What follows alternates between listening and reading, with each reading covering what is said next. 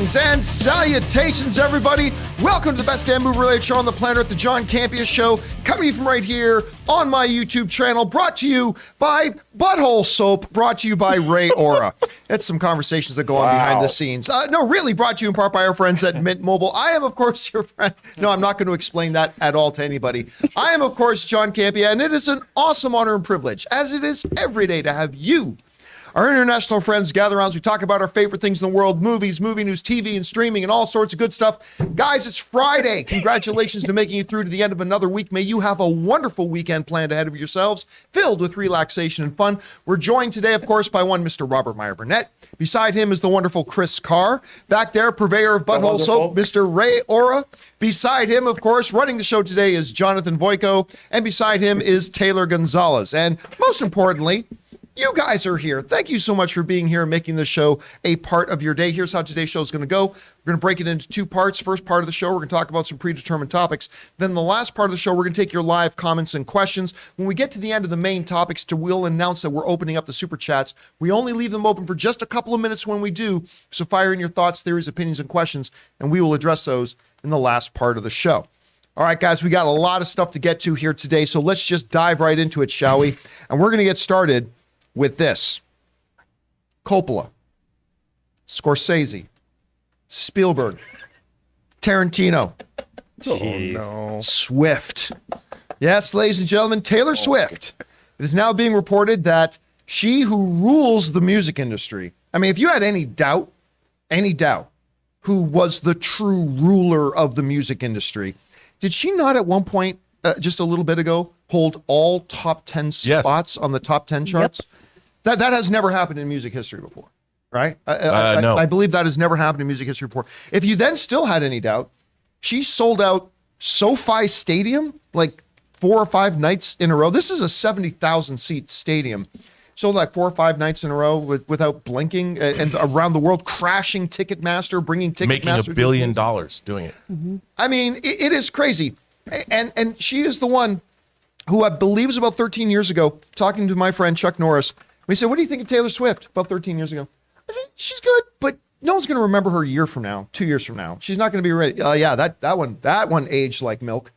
That one did not go over so well. She like rules the world. Well, guess what?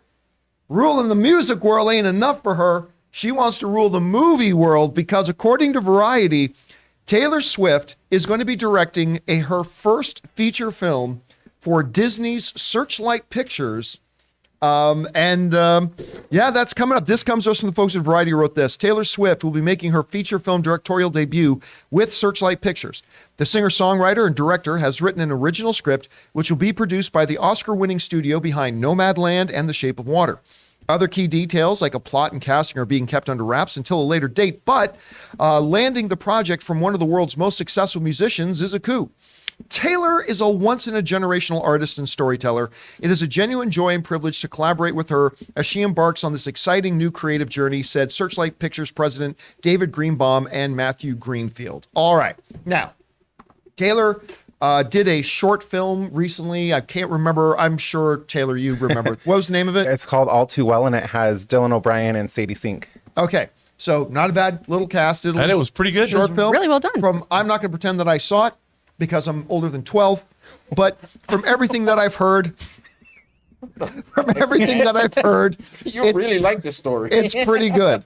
From everything that I've heard, it's pretty good. Pretty good. All right.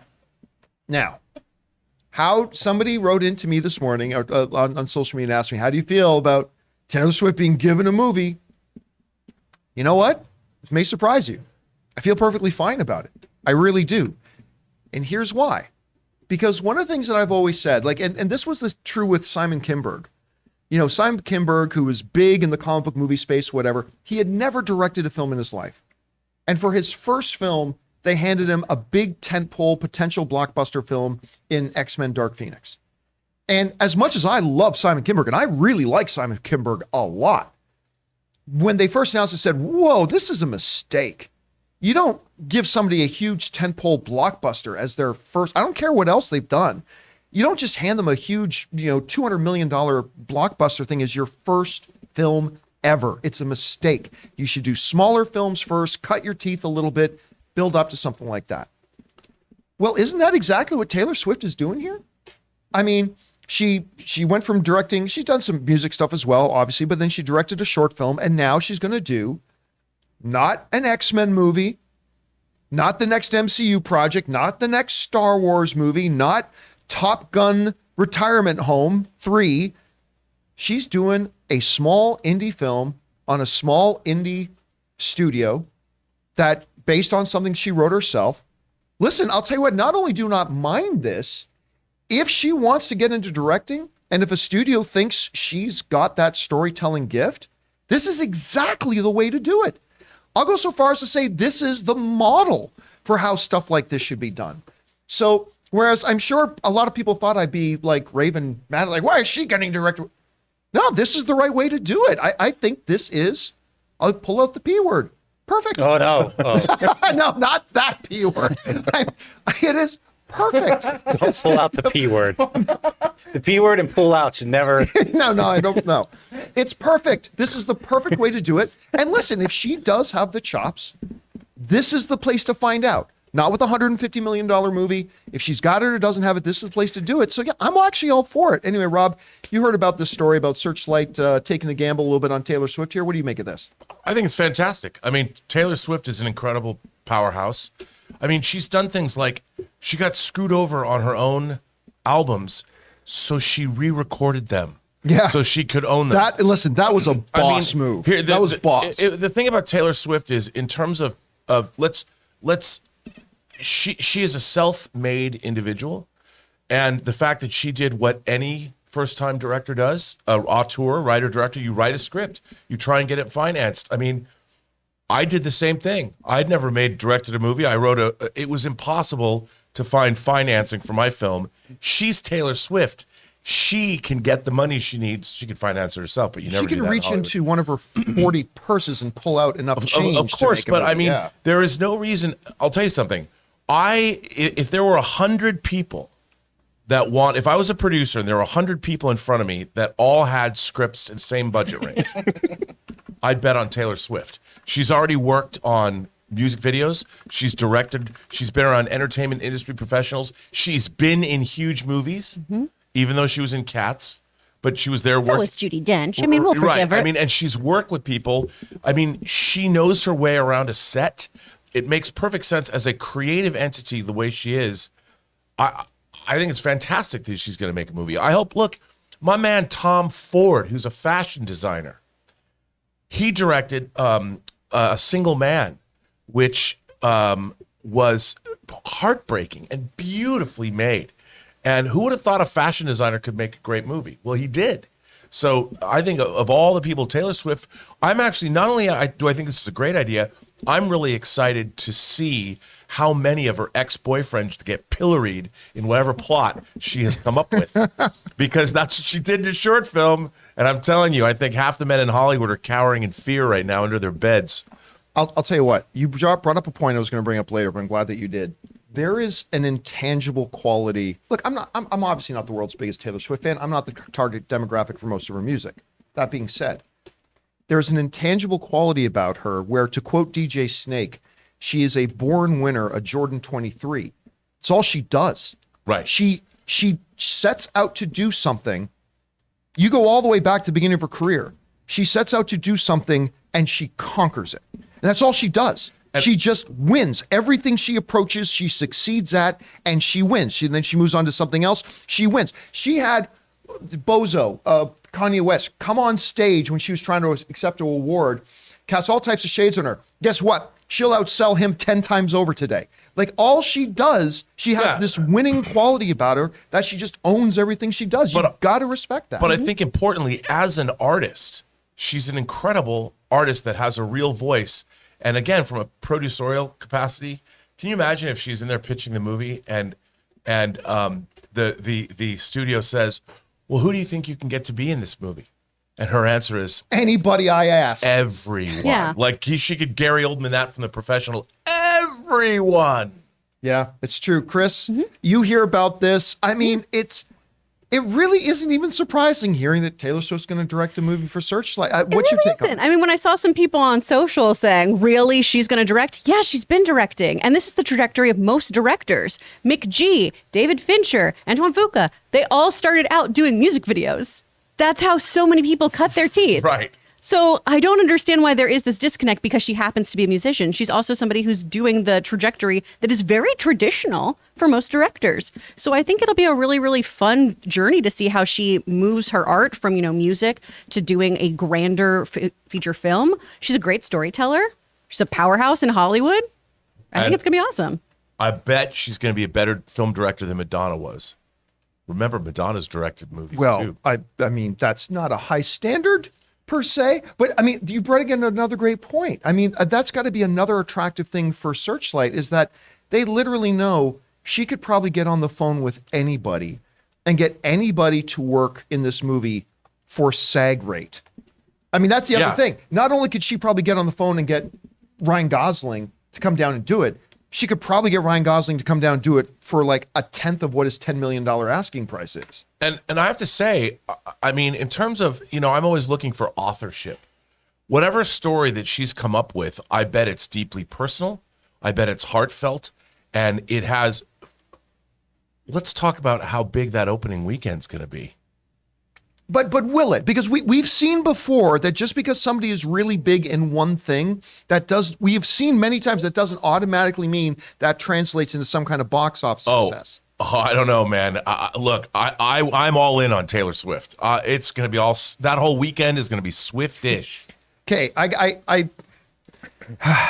I dread doing it, but I have to ask because there's somebody in this room whose social media handle is literally Tay-Tay.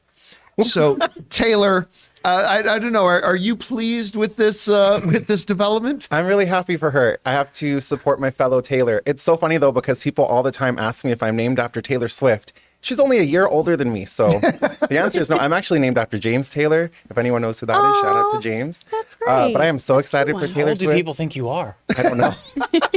I really don't know. But yes, very excited for her. Anyway, guys, question is for you. What do you make of this? Chris said it best.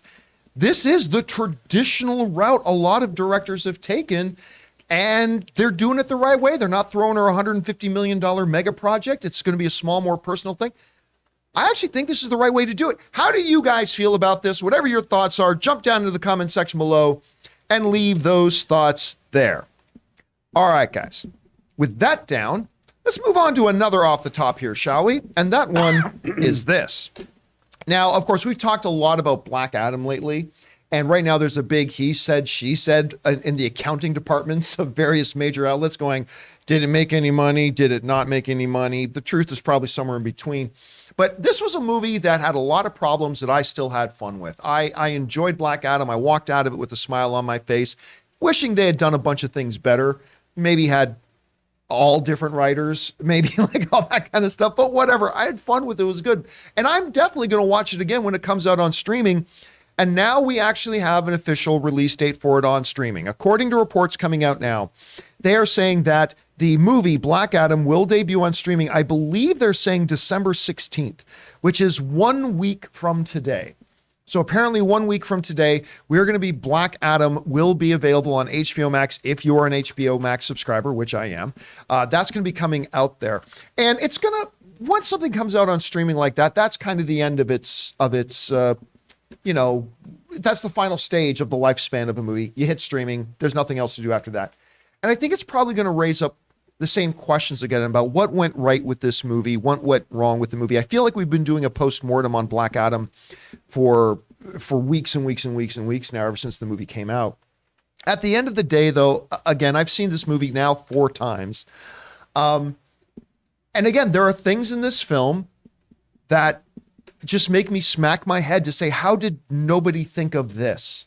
I joked about the other day the very fact that the wizards imprisoned him because he's too dangerous for the earth. And they put him behind a door with written instructions on the door about how to let him out.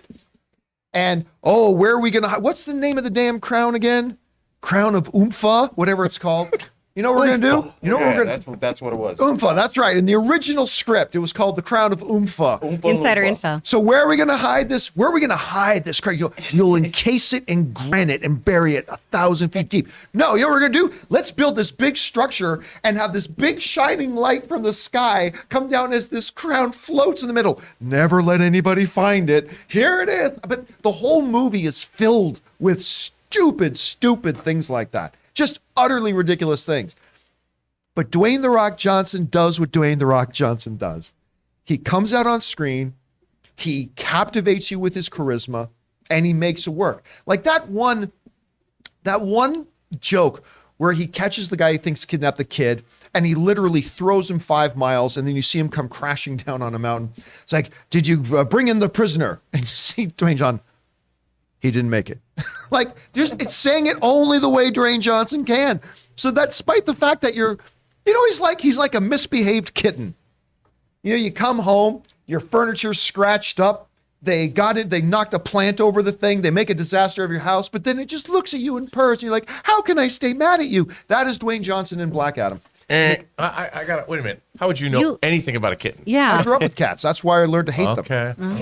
That's why I learned to hate them. Just checking. So I want to much. keep you honest. But my first cat's name was Luke Skywalker, as a matter of fact. Just as we're throwing that out there. But I mean, despite all the stupid stuff in the movie, you can't help but still love it, I mean, in a way. But anyway, Rob, this thing is now coming to streaming December 16th. You know, what kind of life do you think it's going to find? Like, because obviously with the box office that it made or did not make, there's still a lot of people who never checked it out. I'm sure there's going to be a bunch of new people that go and check it out. What kind of reactions and how do you think reactions to this film are going to evolve now that it comes out on streaming? I think that when you get to sit down and watch this movie, it's funny because I don't even know why somebody put the first, maybe Warner Brothers did, put the first 10 minutes up when they're in Kandak. And I watched it again.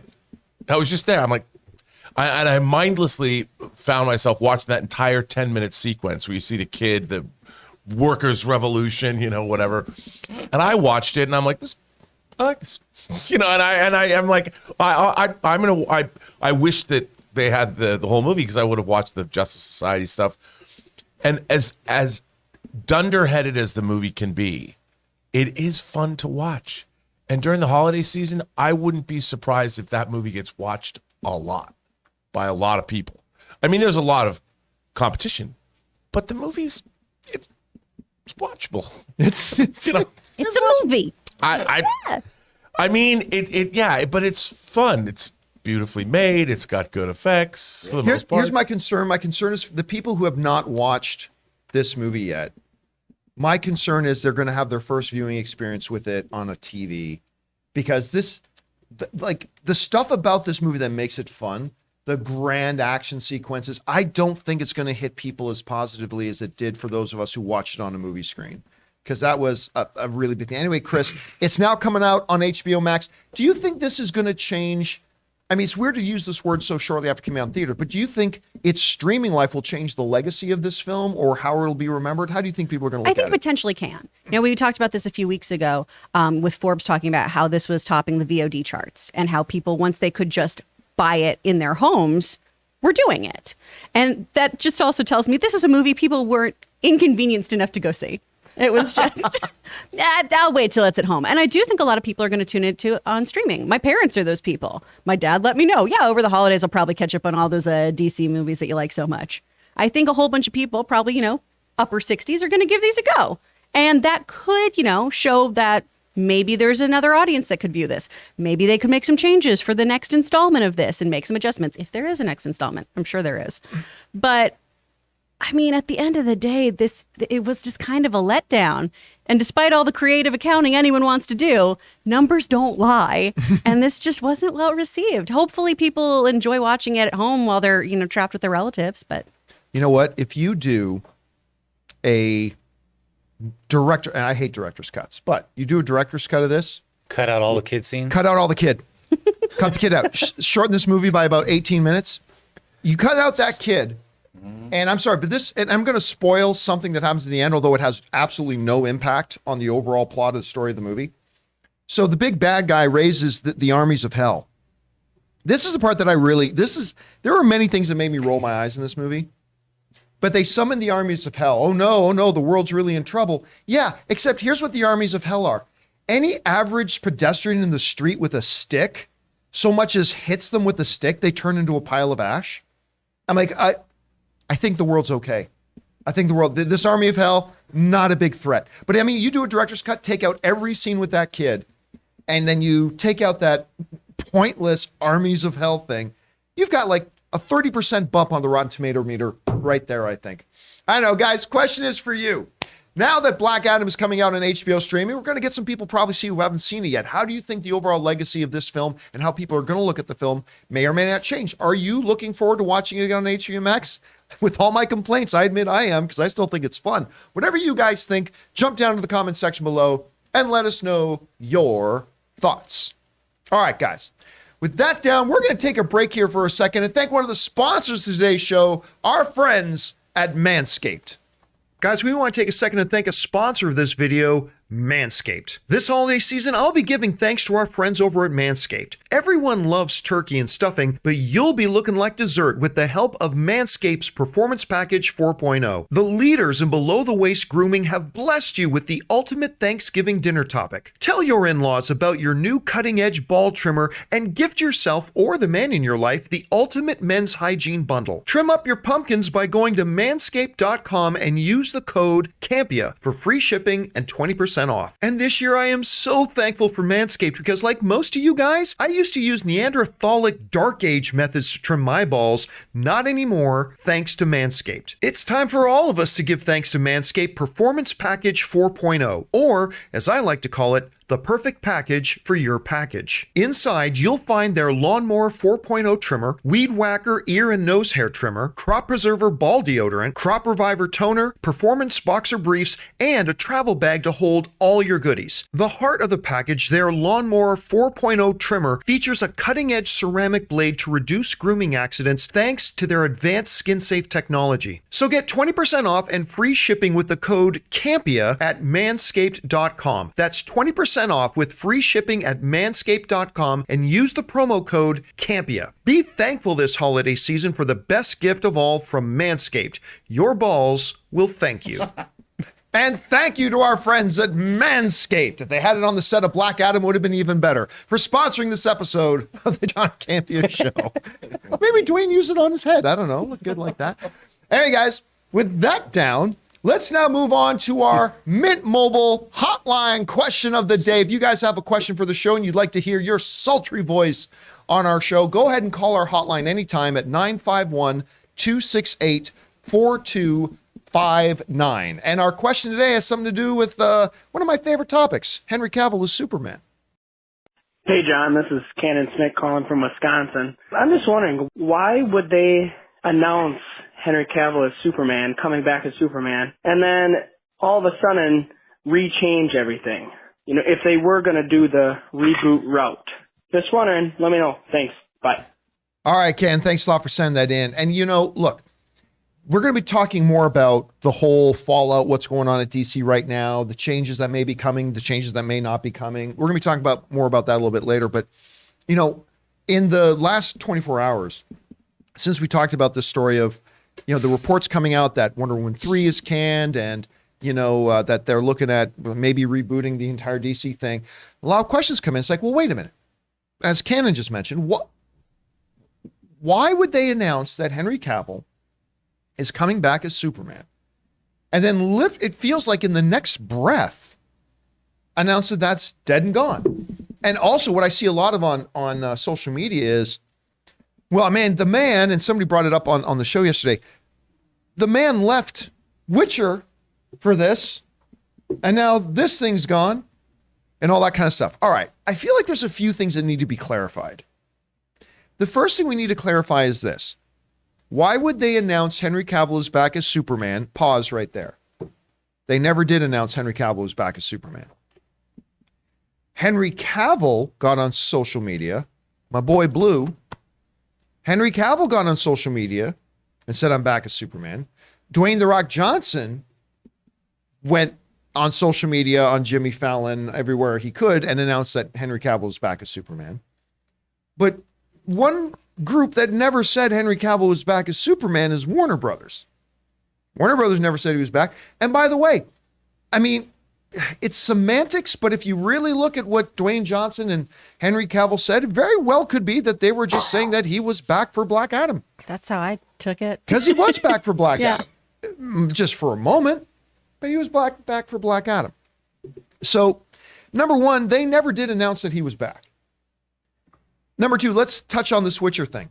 Nowhere, anywhere, ever at any time did Henry Cavill ever say that the reason he left The Witcher was to do Superman. We talk about this all the time. Actors can do 3, 4, 5, 6, 7 TV shows and movies a year, right? Never once did Henry Cavill ever say that the reason behind him leaving The Witcher was because he was going to go now and do Superman, as if actors can't do two different things at the same time. They do all the time. So let's just put that away. Mustache be damned. Yeah, mustache be damned. Oh, Paramount. So on top of all that, all right, let's now forward to why make all these announcements? Why is all this stuff being said and all of a sudden? But listen, all these things were being done before the new heads of DC came into control. James Gunn and Peter Safran had nothing to do with what happened with Black Adam, with what happened with Aquaman, what happened with any of that stuff until they came in and they were asked to do a job. Look at the state of DC right now and what is your plan to get us to our full potential? Because whether you're a big DC fan or not, we all can agree that the DC films have not lived up to their potential in terms of box office success, in terms of fan acceptance, in terms of critic reaction. They have not lived up to the potential. They just haven't. The one that's come the two that's probably have come closest has been Aquaman and Wonder Woman, the first Aquaman and the first Wonder Woman. Those are the ones that got closest. But as a whole, I think everybody can agree the DCU is not living up to potential. Not when you're looking at Marvel, who does not have superior characters, who doesn't have a superior history, and you look at where they're setting their bar, way bigger box office success, way better audience acceptance, way better critic reaction, on every level, superior. That is your potential, and better. That's your potential as DC. DC has not been living up to potential. So they come in and say, okay, we got to evaluate this thing. Now we're going to make changes. And you can't go, well, before they did that, it doesn't matter what was done before. The new guys, and again, look, I'm not going to rile on that too much because we're going to talk about this a little bit more later. But I mean, this is a situation, you have to take the context of the situation into place. Warner Brothers never said Henry Cavill was back. And even if he was, if they have canceled any potential Superman 2, which by the way, we don't know that they have canceled. Number one, we don't know that there were actually plans for Man of Steel 2. Number two, if there were, we don't actually know that James Gunn has canceled those plans. We are all operating and theorizing and speculating, which is totally fair, on plan. And if there was, we don't know for a fact that that plan has been canceled. We don't know for a fact that Warner Brothers fully intended to bring Henry Cavill back in, although I believe they did. But if that is true, we don't know that James Gunn is not planning on using. Maybe he is, maybe he isn't. There's just so many unanswered questions floating up in the air right now. We all just got to look at it, form some opinions, have some speculation, but do it all with the fact in mind that we don't have a lot of actual information yet. Anyway, Chris, I'm sure you've seen the question being brought up about, I mean, how dare they fire him off Superman after he left Witcher for them? Article after What's article response? after article saying, what's going to happen with Henry? You know, everyone's right. Everyone's honest here. Superman's back with Henry Cavill in the role. Go He see was. Black Adam. There, everyone's honest. But James Gunn said the most, diplomatic thing of just moving forward, we are doing things that are in best service to the stories that you love. That's also a very mud is mud answer, right? He Yeah. said absolutely nothing there. Which he shouldn't say anything much Exactly. right now. Yeah. Right? They're still figuring out everything. None of us are in the room where this is happening. None of us know what's occurring. And every news outlet right now wants to be Aaron Burr. They all want to be in that room and they're just speculating. And that's all this is right now. So I think all of us can just, whoosah, we can take a moment and everything should be fine. I feel like Henry Cavill still could potentially pop back. He took to social and talked about it. I think if they continue having a relationship with Dwayne Johnson, perhaps they think about keeping Henry in there since he's been so vocal about what a misstep it's been and everything. But I think right now we all can just, relax. It's the holiday season. Believe in magic. Believe. It's okay. Rob, S stands for hope. you're hearing all this, a lot of speaks about what is Henry doing, what is Henry not doing, all that kind of stuff. What's your take on it? Well, first of all, James Gunn they haven't even presented to David Zaslav yet. Right. What they're going to do. That's going to be next week. I would say take a wait and see approach. We act like we're observing market forces on a stock market ticker tape or something, but we're not. We don't know anything about anything. And we should all know by now that until it's announced in a trade from a studio itself, none of this, it's all speculation. Exactly. None of it's real. I mean, when you talk about Patty Jenkins doing a Rogue Squadron movie, there was a huge announcement for that. Yeah, directly big official announcement from made. Disney. Yeah. You take that to the bank until you find out that account's empty. But other than that, I mean, until somebody says something official, we should know as fans and pundits to hold back until we find out exactly what's going on. Yeah, I mean, I sometimes get people. I had one person write a comment yesterday. What's with all the caveats, John? Why do you always got to give these caveats? We give caveats because it's what you need to do. We can say, like last night when I was doing open mic, I said, now, if they are doing a big full reboot, and again, we don't know that 100% they are, it's like we give those caveats because it's important for us to keep everything in context. And in context right now, we don't know that there was officially going to be a Superman 2. And if there was, we don't know that that's been canceled. We don't know that Henry Cavill figured into the big plans moving forward. And if he was, we don't know that he's not now. I mean, we can speculate. We can form some theories. There's a little bit of information there that we can base it on. But we got to do all that while keeping in mind there still is a lot to find out and a lot to know. And so, but I will say this. At the end of the day, as much as I love Henry Cavill, and nobody out there loves Henry Cavill as much as Superman than I do, other than maybe Mama Cavill. That might be it. The universe has to come first. And if the plan for a better DC universe that gets the DC films closer to that potential means having to start fresh, and that means doing it without Henry, don't worry about Henry. My boy's going to be just fine. He's going to have a killer career ahead of him no matter what. But then you move on. Anyway, guys, question is for you.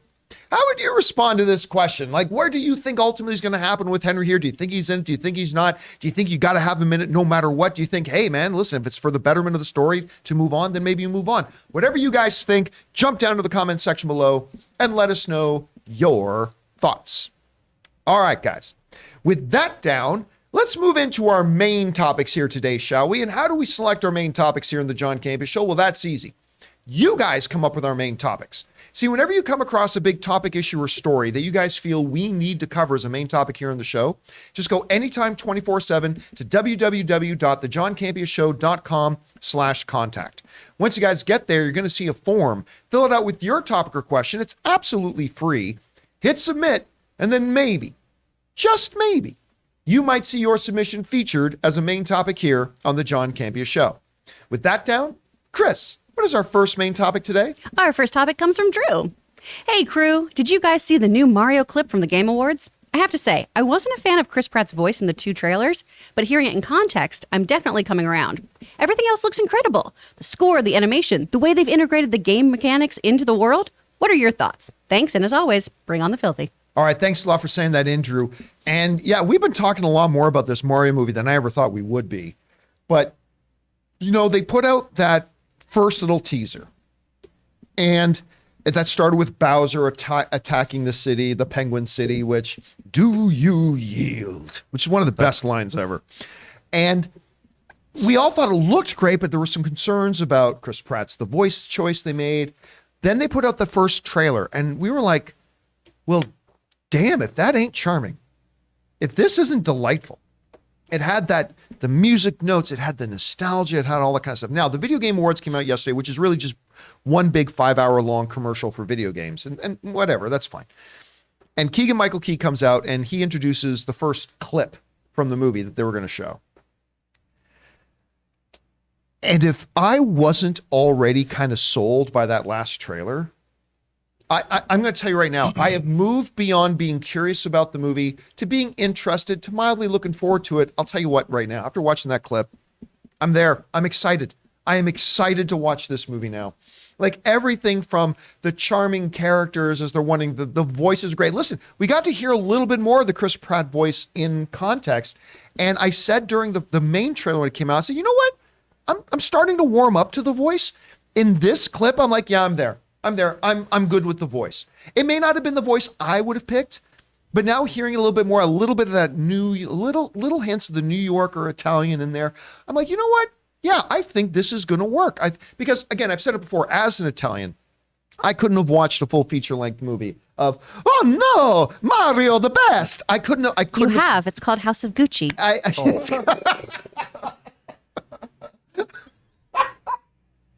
Oh, we're gonna cut the break right now. It's called House of Gucci. That movie's out there. Mario the best. I don't think I could have done a whole Mario movie like that. But I'm listening to him in this, and I'm like, you know what? Yeah, I could listen to that. And listen, everything from they literally, as he's running just through the town, he's literally going through levels of the game with the moving platforms and the pipes and all that. The music was great. The voice, and it's, again, we've said it right from the very first teaser. Visually, the movie is perfection. Mm-hmm. It's exactly how a Mario movie should look.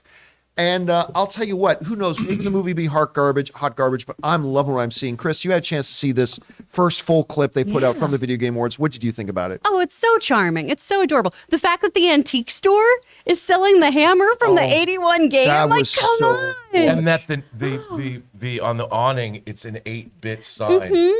I'm I like, love that's those genius. details. Yeah. All the pipe sound effects and everything, the score, like our viewer here wrote in about too. Everything really just fires on all cylinders. I really like Keegan-Michael Key's voice work in this too. We get to hear more of that. And Chris is fine. I'm warming up to it. But really, it's the visuals in this that I'm really excited about. And you can just tell that the people behind this love the heck out of Mario. And it's going to be chock full of Easter eggs. And I'm really excited to check it out. Also, though, while we're talking about Video Game Awards, Jedi Survivor. Jedi Survivor God. looks so good. It looks so good. Anyway, Rob, you had a chance to check out this clip. What do you think? I mean, like I echo both of your sentiments. I mean, perfection. And the people that made this clearly, I mean, I can only imagine how much fun the development must have been when they've left no part of the Mario saga untouched. We've seen Donkey Kong, but that 8-bit sign at the end. Yeah. When I saw that, I was like, okay. Just it's those little details. And you know what I love the most, John? The color palette. Yes. The color palette. Yes. You know, it could have been a little too dark, a little too bright. The color palette, that is a perfect example. That N64 glass I panel was there. going to say the stained glass of the princess So is good. perfect. Yeah, I mean, that's the thing. It's the color, because Mario has a very specific feel to it. Mm-hmm. And they could have done the wrong. I mean, you make that pink darker and the sky darker, it wouldn't be the same.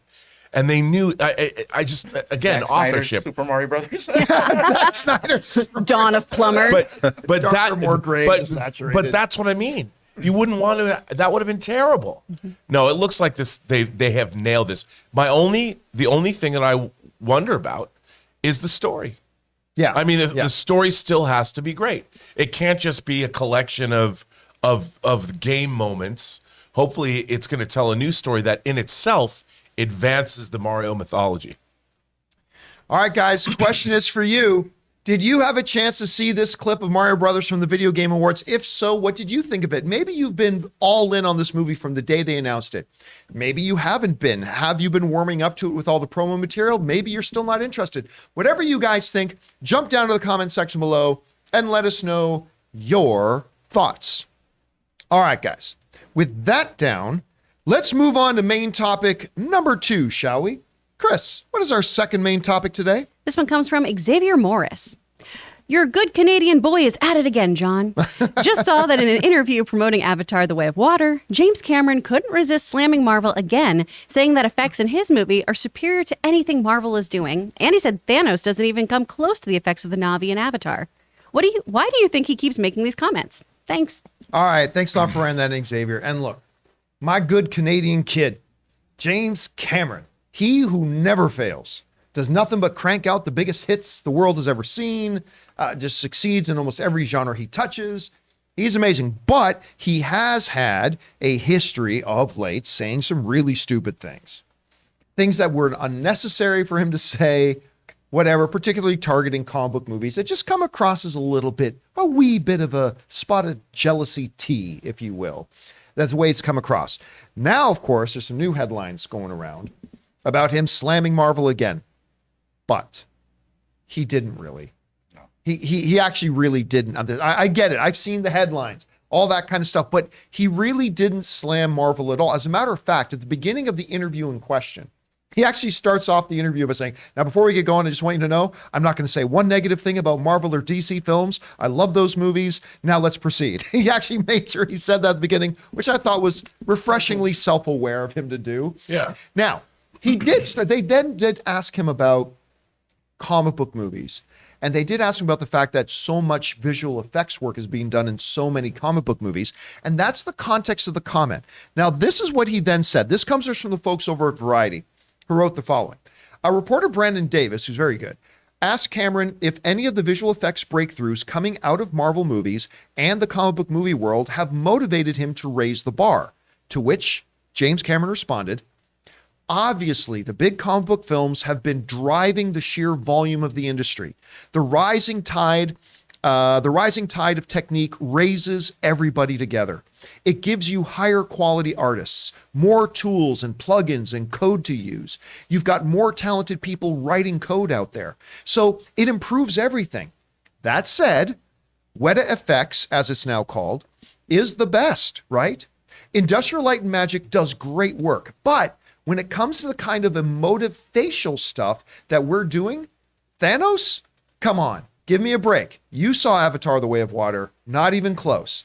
It's what Weta did. Okay.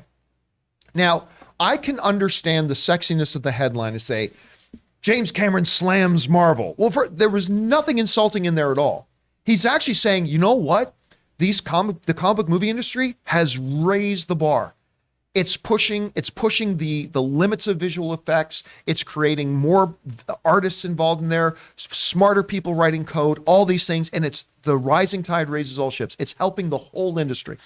Now, he did say that what Weta has done as far as facial emotive effects, because I still personally think Industrial Light and Magic is still the gold standard. But he was talking about something very, very specific about the facial emotive effects. He says, come on, it's just next level.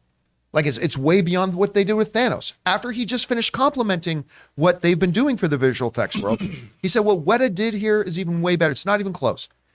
And look, I am somebody who has not seen Avatar: The Way of Water yet. But having just watched the trailers, I'm sorry, James Cameron's not wrong. Just from watching the trailers. Like, again, Thanos was a marvel, what they were able to do with Thanos. And he looked fantastic. He looked great. But you're just talking about that one very specific thing that James Cameron's zeroing on, facial emotiveness. While Marvel did great stuff, while ILM did fantastic stuff on Thanos' face for that. Even just from the trailers, I can tell what he's doing with the Na'vi is probably even better. And again, at no time, and you know me, I have slammed on James Cameron hard for some of the dumb things he has said. I have been ruthless with him when it comes to some of that stuff. But that's not the case here. He's simply saying, hey, everybody's doing great work, but I think what Weta did with ours is next level, way better than that. I honestly I take no issue with it. As somebody who's taken big issue with the things he has said before, I take no issue with this, and I actually think he's just calling a spade here. Anyway, Rob, you had a chance to read the actual full quote and interview. What's your takeaway from it? Well, I agree with you because look, he used Thanos is the gold standard, I think, up until this point of the greatest CG character ever done. And the picture we just had up shows how good that face is. But with the Na'vi, they fill the screen, and you're supposed to believe that you're supposed to see love between these characters. You're supposed to see a father and a son, or a father and a daughter, or a husband and a wife, the emotion between them. If that facial emotion, which is all artificial. I mean, okay, that's what he's talking about. That has true joy and wonder on that face. And the thing is, that's just a still frame. And that's underwater. You need to buy off on this as humans. We know what it is like to see true, real emotion in a face. And they have to make us believe for 3 hours that we're watching artificial blue people, that a human audience can connect and feel empathy. That is because you're dealing with the actual psychology of our own brains. And that's not just a special effect, that's a psychological effect as well. Mm-hmm. So that is incredibly difficult to do. And Weta pioneered this all the way back when they were doing Gollum. Yeah. You had people like Rhythm and Hughes who did it with animals, but Weta has always been the gold standard for this. And I am sure they've pushed. I regret that there will not be a Cinefex issue on Avatar 2 because Cinefex is no longer with us as a magazine, but that's astonishing. And one other thing I wanted to point out here too. I don't know if you still have that any of those Thanos images up there, but when you look at Thanos compared to one of the Na'vi, like we talked about, the uncanny valley becomes much, much easier to navigate the less and less human the subject is, right? A Na'vi looks far more human-like than, say, Thanos did, which is very clearly very, very, very alien with the big grimace chin and all that kind of stuff. So the fact that you're able to pull off with a much more human-looking face, which our eyes and brain will perceive the uncanny valley a lot more harshly, I think is remarkable. Anyway, Chris, you're looking at this stuff. First of all, did you take Cameron's comments this time as being harsh? Do you think even just drawing a comparison between Na'vi and Thanos is the wrong? I don't know. What did you take away from it? I mean, we almost got there. We almost got there with a really delightful, lovely comment. And then it just ended with kind of a backhanded compliment, Right. Of just, at best, it's a backhanded compliment of, you guys thought Thanos was good? It looks like dog shit compared to my movie. And I know those aren't his words. I'm exaggerating. But, I think it's great that he at least talked about how these movies, these Marvel movies, these superhero movies, have pushed these things being developed and really done well. I never knew I'd get to see Josh Brolin looking like a date. I'm so excited to see his pruny little face. Good for him. And it is so well done. You mean as Thanos? Yeah. You mean as Thanos, yes. Yeah. Not in just real life. But to your point, too, about the Uncanny Valley, the way that the Na'vi are done, too, is just so emotive, so expressive, so lovely. I mean, just the little different flicks of color in their eye and everything that's been done. What has always pioneered this and still incorporated the performer's actual, body and rig that they're doing so well, to the point where Andy Serkis was arguing about how he didn't get nominated for things, where he'd be like, that's my spit. You can tell I'm in this movie. Give me my flowers. But I think people are blowing this out of proportion a little bit with the word slamming. Is it the nicest way he could have said this? No, it could have been phrased a little sweeter, but James Cameron isn't exactly like a softy, sweet boy. Yeah, and he wasn't at all putting Thanos down. No. He was elevating how he thought. And by the way, he was using it as the gold standard. Exactly. Infinity War was in 2018. It was 4 years ago. The technology and the art and the techniques advance. And 4 years from now, Marvel or DC or Star Wars or somebody is going to put out something that far surpasses what's done with the Na'vi. That's the nature of the art. So, yeah, again, as somebody who was slammed pretty hard on James Cameron, I really don't think there's anything to be negative Plus, he's about. promoting his, what's he supposed to say?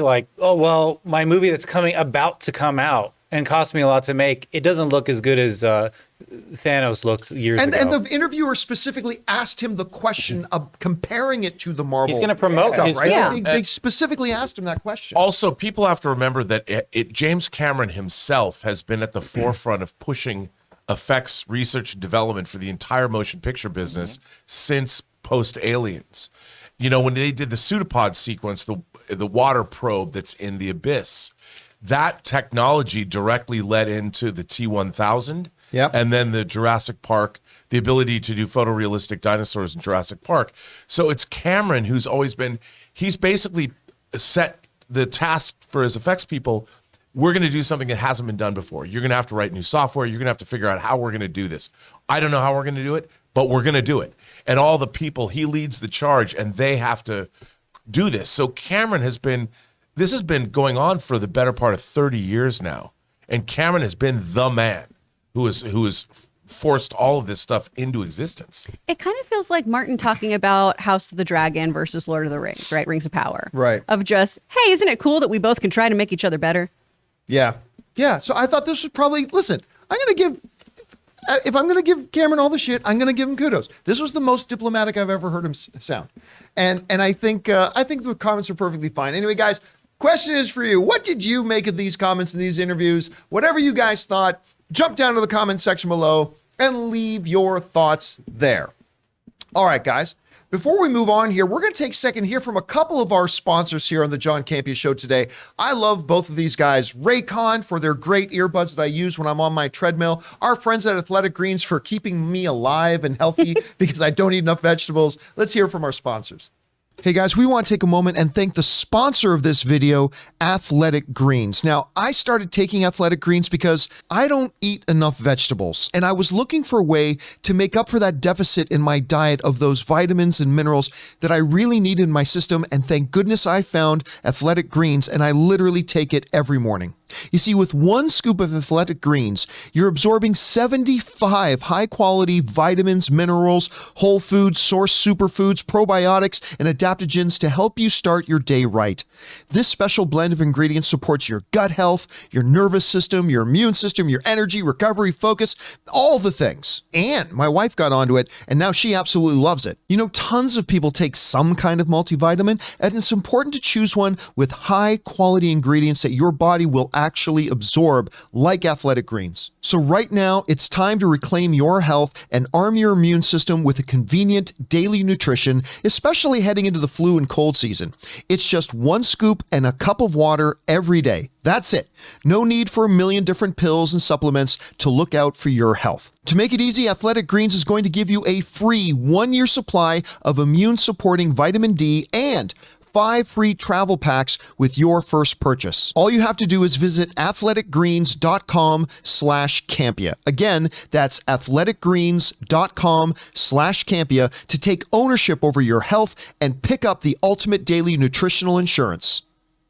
We want to take a second to thank a sponsor of this video, Raycon. Guys, the holiday season is upon us, so in the spirit of giving, allow me to give you my recommendation. Premium audio products from Raycon. Raycon's wireless earbuds, headphones, and speakers offer premium sound. Anyone you gift them to will find a use for them right away. And as the person doing the gift giving, you're going to love the fact that they start at half the price of other premium audio brands. You guys know I've been using my Raycons for a long time. Every morning I get up and get on my treadmill, and I love using the Raycons because they're comfortable, they fit perfectly, and most importantly, they sound great. You can find Raycon in stores now like Kohl's or Walmart, but let me tell you right now, you're always going to get the best deal at buyraycon.com/Campea. The Raycon website also offers free shipping, free returns, and buy now, pay later options, plus a 30-day happiness guarantee. So guys, right now go to buyraycon.com/Campea to get 15% off site-wide with the code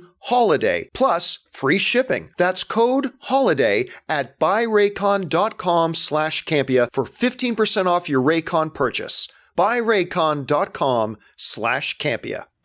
And thank you to our friends at Athletic Greens and Raycon for sponsoring this episode of the John Campea Show. All right, guys, with that down, let's move on to main topic number 3, shall we? Chris, what is our third main topic today? This is from Harris. A few weeks ago, you had your friend on the show who made the case for Top Gun Maverick getting a Best Picture nomination at the Oscars this year. I didn't really buy it, but the National Board of Review just named it Best Picture of the Year. How big of a deal do you think this is, and could it indicate that it will, in fact, get an Oscar nomination? Thanks for all you do, guys. All right, thanks a lot for saying that in, Harris. And I think besides the Critics' Choice, the most major, most important of the critic body, stuff like that, when it comes to award season, is the National Board of Review. And while it's not always, it's not like you can predict it by the rain. A lot of times, the ones they name as Best Picture of the Year, well, will oftentimes win Best Picture of the Year at the Academy Awards. Obviously, it doesn't happen the majority of the time, but it does happen. Now, of course, we had our friend Cliff Stevenson, who works in the industry, on the other day to make a passioned, and I think a very good argument as to why he felt that Top Gun Maverick should get one of those Best Picture nominations at the Academy Awards, something that I did not think. I mean, if you guys saw my review coming out of the first screening of Top Gun Maverick, you know I loved that movie. but I never really thought it should be a Best Picture contender. Cliff changed my mind, and he made me buy into it. So you know what? Yep, now I'm there. Now I believe that it very well can and maybe even very well should get it. But yes, it's official. Top Gun Maverick has been named by the National Board of Review as the best film of 2022. You bring up the webpage there, Jonathan. Has been named as the best film of 2022 in their estimation. Now, they've given it, there's a couple of awards they've given out. One of the big winners at the National Board of Review this year was The Banshees of Inisherin, which took home 3 of the major awards, including Best Actor for Colin Farrell, Best Supporting Actor for Brendan Gleeson, and Best, I believe, what was Best Screenplay, I believe, as well. So there it is. Top Gun Maverick takes home the big prize of that, and then Steven Spielberg took home the big Best Director of the Year award for The Fabelmans. Now, I'm just going to run down here. We can go over my screen. We're going to run down here for a second the actual award winner. So they named Best Film of the Year, Top Gun Maverick, Best Director, Steven Spielberg, Best Actor, Colin Farrell, Best Actress, Michelle Yeoh from Everything Everywhere All at Once. Yeah. I think that cements that she's going to get one of those Oscar nominations. I really hope she does. Best Supporting Actor, of course, Brendan Gleeson, also from Banshees of Inisherin. Best Supporting Actress, Janelle Monáe from Glass Onion. That is a surprise to me, but a pleasant one. I loved her in that movie. Then we keep going on. Best Original Screenplay, Martin McDonagh for Banshees of Inisherin. Best Adapted Screenplay went to a group for All Quiet on the Western Front. Breakthrough Performance, directorial debut, who cares? Best Animated Feature, I know this will make Chris happy. Marcel the Shell with Shoes On won Best Animated Film. Then we got Best International Close. Robert Downey Jr.'s documentary, Senior, got wins for Best Documentary. Best Ensemble, Women Talking. Best Outstanding Achievement in Cinematography is, again, Top Gun Maverick. Now, then they have their top 10 films of the year that they put in no particular order. But they named the top 10 films of the year, with Top Gun Maverick already being recognized as best film of the year. But After Sun, which I confess I have not seen, Avatar: The Way of Water, The Banshees of Inisherin, Everything Everywhere All at Once, The Fabelmans, Glass Onions, Knives Out Mystery. This will make some people happy. RRR got named by National Board of Review as one of the top 10 films of the year. Till, The Woman King, and Women Talking. I was surprised that Tar wasn't on the list. I was really expecting to see Tar on there, but it wasn't. So that's their thing. Rob, I mean, listen, the momentum has been building. Top Gun Maverick is, as of right now, the #1 box office film of the year. It is getting a lot of momentum, a lot of us heading into the Oscar season, because before this movie came out, who would have ever put money that, this upcoming Top Gun sequel is going to get a Best Picture nomination at the Academy Awards? No one. Absolutely no one. But here we are now. It just won the award with the National Board of Review, which is huge. Rob, let me ask you this. Give me 3 time periods here. Before the movie came out, once the movie came out, and now. What percentage chance have you seen Top Gun Maverick having of getting one of those Best Picture nominations? Before the movie came out, after you saw it, and now here we are on the precipice of award season. Before the movie came out, absolute zero. No way. After I saw the movie, I'm like, that was damn good. But it really, I would not have thought, honestly, I even then I probably would have thought zero, even though I love the movie, only because it didn't seem like a movie to me that would be a Best Picture. You know, it's a sequel. It's a popcorn munching action fun. It doesn't have, because I'm a snob, it doesn't have that universality, or maybe it does, that I would typically give to a Best Picture. But in seeing what else came out this year and realizing that this film, it really struck a chord with people. I mean, I think this movie reminded people what they loved about movies. It was just so satisfying. I mean, to go see a popcorn sequel, a big budget studio picture starring Tom Cruise, and have it be that satisfying, people forgot that was even possible. And in the wake of that now, and after listening to Cliff, I mean, I don't think it should win, but it absolutely deserves a nomination. So the answer to your third part is, I think, 100%. So I went from. You think it's a lock? It's going to be one of those nominations. I think it went from 0, 0, 100 to me, and that no one is more surprised than I am. But I have to tell you, John, now that I own this movie, I've got this 4K disc. I have watched this movie like 5 times for no reason. It's just I don't. Sometimes I just leave it in the player, and I'm like, oh, it's in the player again, and I'll watch it because it's absolutely mesmerizing. The film, it just works. I love it. Chris, I mean, when we went to go see it at CinemaCon all the way back in April, I think it's fair to say out of the group of us, you were the least enthusiastic about it. But you're now seeing this, is taking these awards. What's your reaction to this? Well, it's really interesting to me because I was, oh, that's a good film. It's not my kind of movie, but I understand why you all like it so much. The nostalgia, all of this. Gosh, the cinematography is beautiful. Gosh, those performances were great. I figured after all the reviews that this absolutely was a lock. And I'm not a person who is super gung-ho about this film. I just figured, hey, this ticks a lot of boxes, right? This is wildly well received by the public. It is executed really, really well. You have Val Kilmer showing up and really pulling on our heartstrings. You have Tom Cruise giving a wonderful performance. You have a stunning, real feat of cinema when it comes to all of those aerial shots and cockpit things they did. And the public loves it. And the Oscars need some things that the general public likes. We don't want to always tune in. When I say we, I mean the general movie-going audience. They aren't seeing all the things that we see in our bubble, right? When I talk to my mom about all the different screeners I'm getting, she usually doesn't know any of the movies that I've gotten. It's not like the Golden Globes where she's like, but what comedies did you get, Chris? No, I didn't get any. I'm getting a series of hard-to-watch films, So I feel like this just makes sense to be here. It's funny, too. Well, first of all, we just had that picture up, and what's his name in the middle of it there? Miles. What's that? Miles Teller. Miles Teller, thank you. Miles Teller, he had a hell of a year because he was in one of the best series that was on television in The Offer. And he's, other than Tom Cruise, he's the lead of, right now, the biggest film of the year. I mean, this is a really, really good year for Miles Teller. And, I still remember...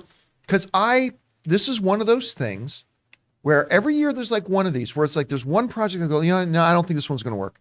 The Top Gun is too late, whatever. And then 2 years ago, they showed us the first 18 minutes at CinemaCon 2 years ago when me and Aaron were there, and they showed us the first 18 minutes. And I remember I came out of that first 18 minutes and I was like, guys, you're not going to believe this. This thing is amazing. This thing is, and people say, John, you're just being a prisoner of the moment. You're just adrenaline's going because you were there and you got to see the first day. It's not going to be that good. I'm telling you guys, I don't know what the rest of the movie's going to be like, but this movie looks incredible. And then we saw the full thing the year later, and here we are, guys. Question is for you. What do you think about this? The National Board Review have just proclaimed that Top Gun Maverick is the best film of the year. What does that do for your expectations heading into the Oscar season? Do you think this gives it a lock for one of those nominations? Do you think it actually could win at the Academy Awards this year? Whatever you guys think, jump down to the comment section below and let us know your thoughts. All right. With that down, guys, let's move on to main topic number 4, shall we? Chris, what is our 4th main topic today? Heartbreaking. That's what our topic is. Philip Pratt. Been a viewer for years, and I'm truly grateful to have you guys as part of my daily regimen. Oh, thank you. Last night, I saw a report that a planned Michael Keaton Batman movie had been met with the axe. I wasn't too broken up about something I had no clue was even in the works. That is, until those same outlets then began reporting it was Batman Beyond.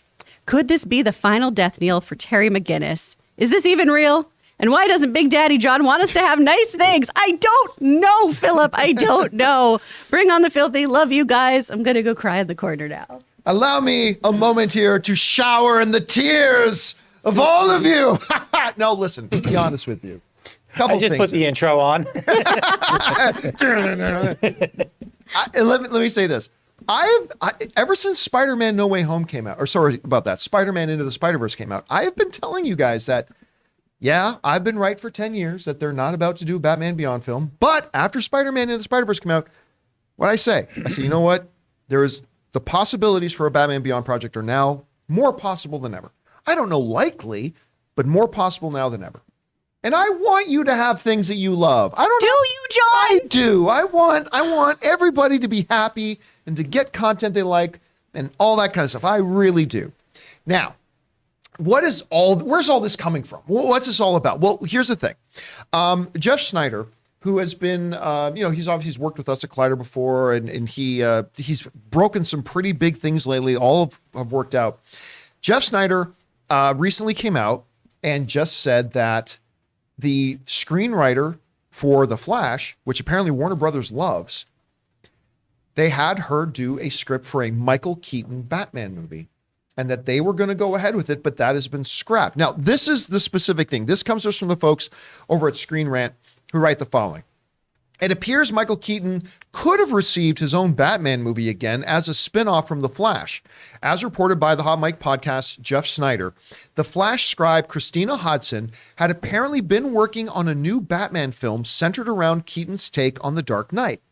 The project would have served as a reboot and continued exploring the Caped Crusader after the events of The Flash. It's unclear how far they got into the process of developing it, but according to the host, the film has now been canceled. The Wrap has also followed up on the report, claiming that it was actually a Batman Beyond movie that Keaton was set to headline. No one from DC Studios or Warner Brothers Discovery has commented on these reports.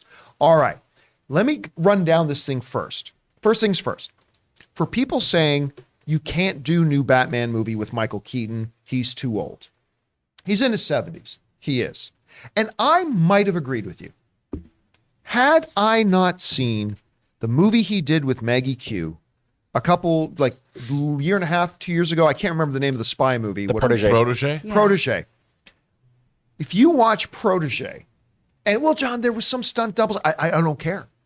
Michael Keaton was able to bring the physicality to that I was like, I totally believe that he's whooping all these people's asses. I totally buy it. He can still be Batman. We talked about this last year. Michael Keaton can still be Batman. An older, grizzled Batman, yes. And he can still get it. And he can still get Maggie Q. So tip of the hat, sir. Well done. Well done. He can still do it. He can absolutely still do it. So I am personally in the realm of that I completely believe Jeff Snyder's report. I mean, he's just been crushing it lately with some of the scoops he's been getting. And I believe it. It sounds right. Look, when you see the reaction that Michael Keaton being back as Batman, even if it's just for a little bit, although his role in The Flash, apparently he's the second most major character in that movie, that reaction from the public and everything, people love Michael Keaton. I believe it. I totally buy it. Now, then the Wrap followed that up. One of the reporters from the Wrap followed that up on Twitter and said, actually, that movie was going to be a Batman Beyond movie. I don't know that I believe that. It's possible. It's possible. But having a Batman Beyond set present day is it's problematic. You're going to have to do a lot of changes to that character. But whatever. So there it is possible that it might have been a Batman Beyond thing. Maybe, maybe not. Who knows? But I do believe a Batman movie was being made, whether it was Beyond or not. And again, all these, it's the best laid plans of mice and men. All these were plans that were being done before they finally got in new heads of the studio to set a long-term direction for the franchise. And if that didn't include a Michael Keaton Batman, then it doesn't include a Michael Keaton Batman, whether it was Batman Beyond or not. Now, in terms of Batman Beyond, I'm kidding. Actually, I'm kidding. Listen, I think it's actually the opposite of what you're worried about. I think the very fact, okay, if this is true, and I doubt that it's true. I doubt that this was actually a Batman Beyond project. But if it was, cry not that this project has been canceled. Celebrate that there are people at Warner Brothers, and again, I don't believe it's true, but if it is, you should be celebrating today at the notion that there are elements at Warner Brothers that take it seriously enough that it's on their minds, which is way more than you could have ever said over the past decade, right? So I would say to you, wipe your tears away, kid, because you should actually be very encouraged by this.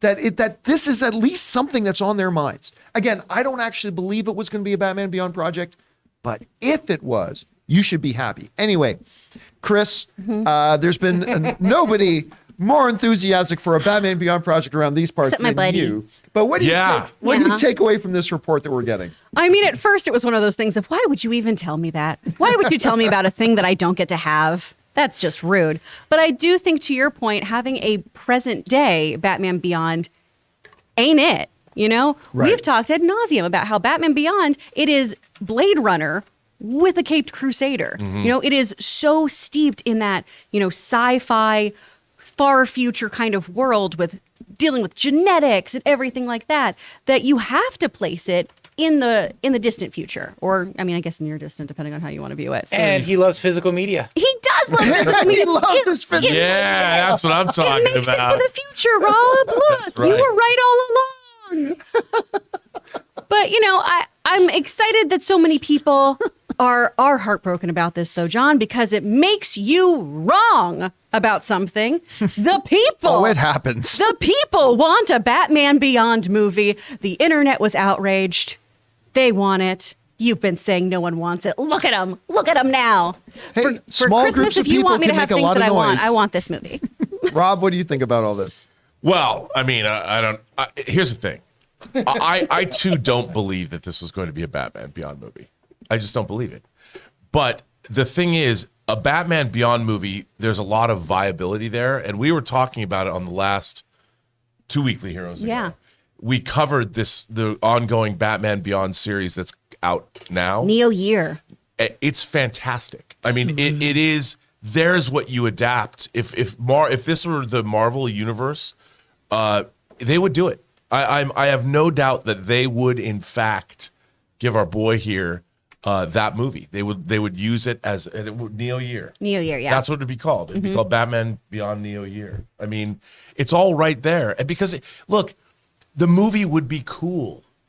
It would be a great film. I mean, that's the thing. It's not like when Pitoff gets hired to direct Catwoman and you look what we get.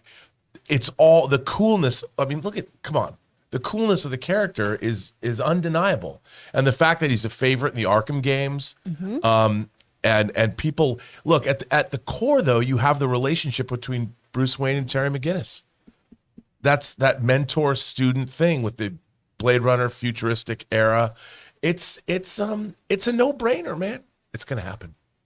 You think it will? It's gonna happen. I don't know if it's gonna happen with Christina Hodgson's script or anything, but there will be a Batman Beyond movie at some point. James Gunn would be so down for that shit. Come on. Yeah, he'd be the one guy that'd be like, "Fuck yeah, let's make it." Am I not the one who said that the other day? Am I not the one who said if DC could have any Listen. head who could most probably You green light a have Batman Beyond, it's poo-pooed James our Gunn. love. You have poo-pooed it so many times. Look at him flying. He's flying. Look at me, he's flying. Look at that Batman.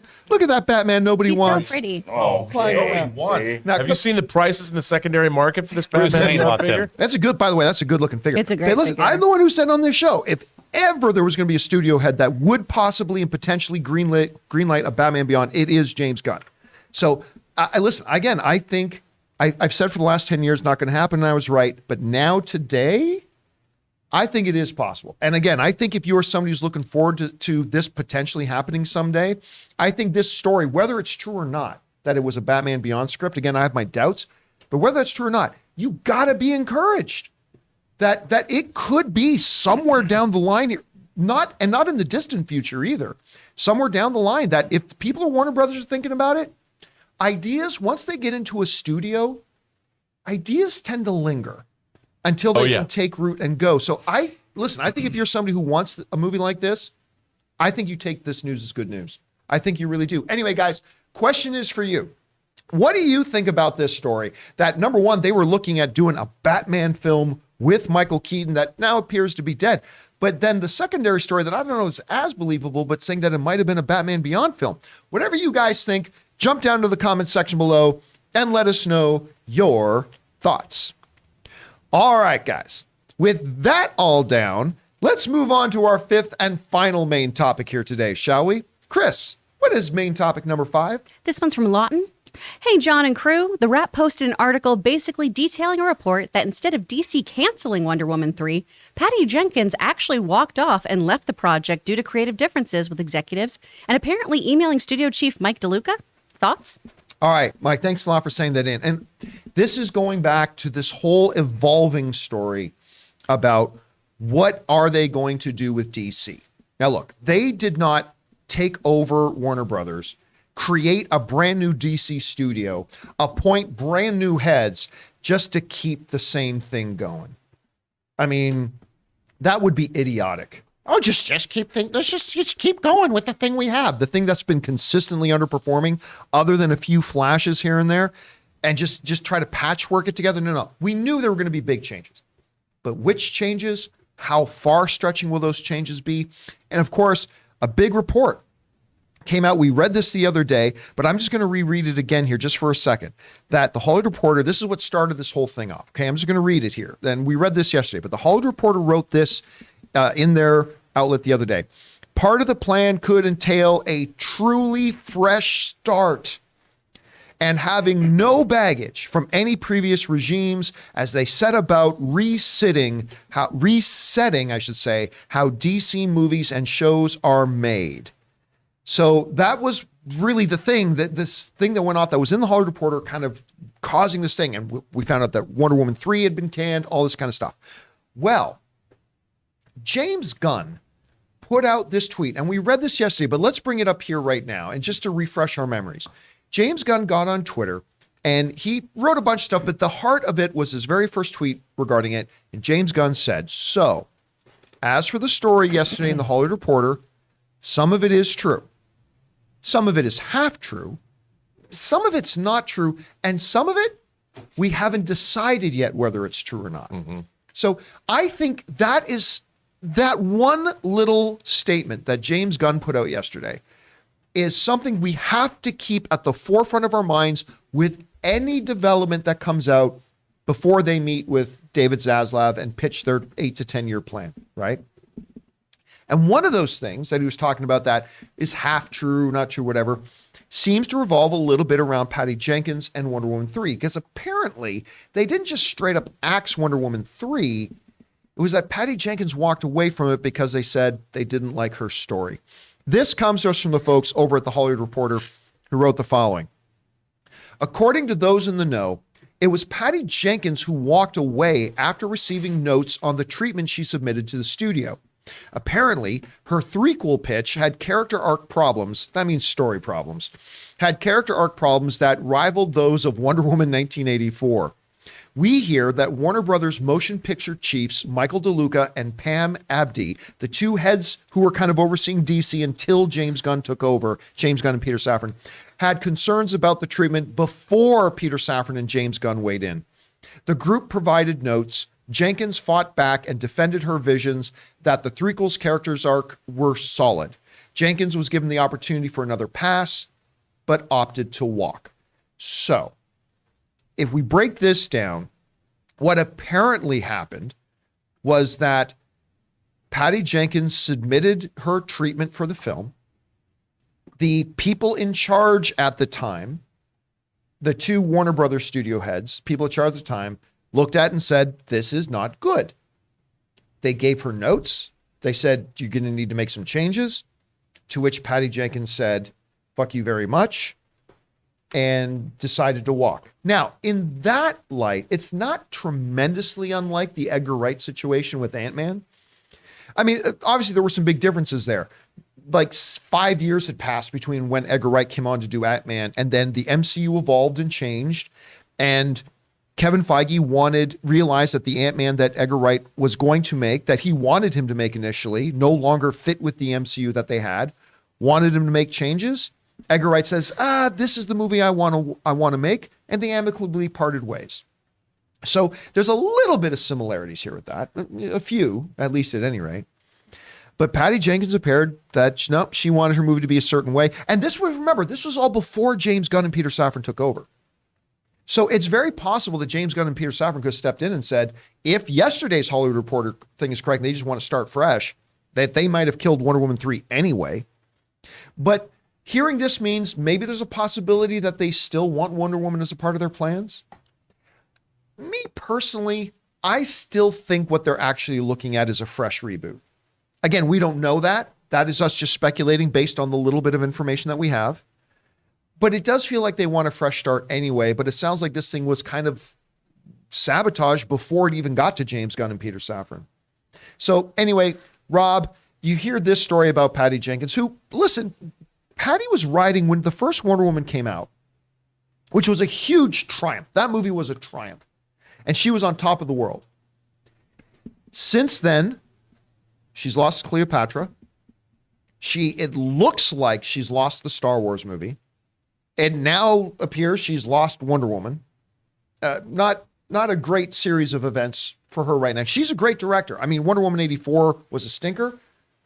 Everybody's got a bad day at the office. She's a wonderful director. But what do you think about this particular story, and how does it shape your overall view of the whole situation going on at DC right now with James Gunn and Peter Safran? Well, I think for her, she's had a lot of frustration dealing with Warner Brothers because the day and date with HBO Max release during the pandemic of Wonder Woman 84. that caused a lot of tension. With and I look, I found Wonder Woman 84 to be hugely disappointing, especially as a follow-up. I thought to the first Wonder Woman, I really like Gal Gadot as Wonder Woman, but even as what they were trying to do, Wonder Woman 84 is problematic on a number of levels. I don't think any of it really works. And I think that it made very little money. It didn't do much at the box office. It wasn't well reviewed, and it wasn't particularly well liked. So add to that what the studio did during the pandemic. And I think that Patty Jenkins had a level of frustration with, she stayed through, when she started Wonder Woman, you had Kevin Tsujihara running the studio. That's right, yeah. Then you had Jason Kilar running the studio. Then you had David Zaslav running the studio. And I think that there's a lot of frustration in her that she's like, here's my treatment. This is what we want to do. And if you don't want to do this, why am I listening to you? You're going to be out the door in a year anyway. I mean, I think that there was maybe an element of that, because for her, she got her $10 million payday or whatever from Wonder Woman 84, the bonus they gave her. She's like, life's too short. And I can understand that. I think that there was an element of that. But to me, James Gunn and Peter Safran had nothing to do with this. This had been building. It was a product of 3 studio regimes. And I think that this was just something, because they're about superheroes and DC characters, they're being conflated when I don't think they have anything to do with what James Gunn and Peter Safran are doing. That said, moving forward, they're going to go for a complete reboot. You still believe that the complete reboot is what's on the table? Because from let's take aside our fandom. You know, let's take all that out of it. If you were starting a new direction for the DC universe has never worked entirely. It's just never worked. It's never lived up to its potential. It's never lived That's up how to its I like potential. to put it. Yes, and that's the best way to put it. So it's always kind of limped along. Now you have a visionary filmmaker who's made these movies, and you have a visionary producer who's also made these movies, and they are going to start from scratch because they have the opportunity to do so. When you're given this opportunity, you have a brand new studio regime behind you. You start from scratch and you build something new from the ground up that's yours. And the fact of the matter is, if James Gunn can do for the DC universe what he did for Guardians of the Galaxy and create these movies with this kind of tone, this kind of fun, if nothing else, what studio wouldn't, even Steven Spielberg says, I love that Guardians of the Galaxy. You know, when he talks comic book movies, that's what he's talking about. And I think that it's best for everyone. It's best for the studios. It's best for James Gunn and Peter Safran. And it's best for us as viewers that they start from scratch and do something new. Chris, I mean, there's a couple of dynamics at play here. Number one is the specific situation that's going on with Wonder Woman 3 or lack thereof. So what is your takeaway from what's going on with Wonder Woman 3 specifically? And then how does that shape your speculation and shape your view of what's going on with DC as a whole right now? What direction do you think they're ultimately going in here? Well, I mean, it's interesting, right? Because right before all of this kind of went down, Gal Gadot did that kind of cryptic, I can't wait to show you her next chapter tweet. Yeah, but that was days before this came out. Just a few, because she tweeted that the 6th, the 8th is when the story came out and everything, right? So I think everyone was feeling optimistic, at least on the production side of things there. Right. So I just find it fascinating that all of these DC actors, though, are stating their place in the DC universe, and then we hear other sources say not so much. just got to get our house in a little bit of order here. And I think that's the big thing that's happening is that DC's doing a very big restructure. I mean, I echo both of you guys. They're trying to have this clean slate to move forward to live up to the wonderful stories these comics have. I mean, their catalog is incredible. Their villains gallery is outstanding. There is no reason why a DC property should not blow Marvel out of the water, really. I mean, their stories are really, really cool. So I think that a lot of this just comes down to trying to get that structure that's going to work for them, work for the properties that they have, and there's going to be casualties along the way. Patty Jenkins probably wants to do more of her own thing. She's gone through so many regime changes. She's gone through a lot of different notes on her scripts.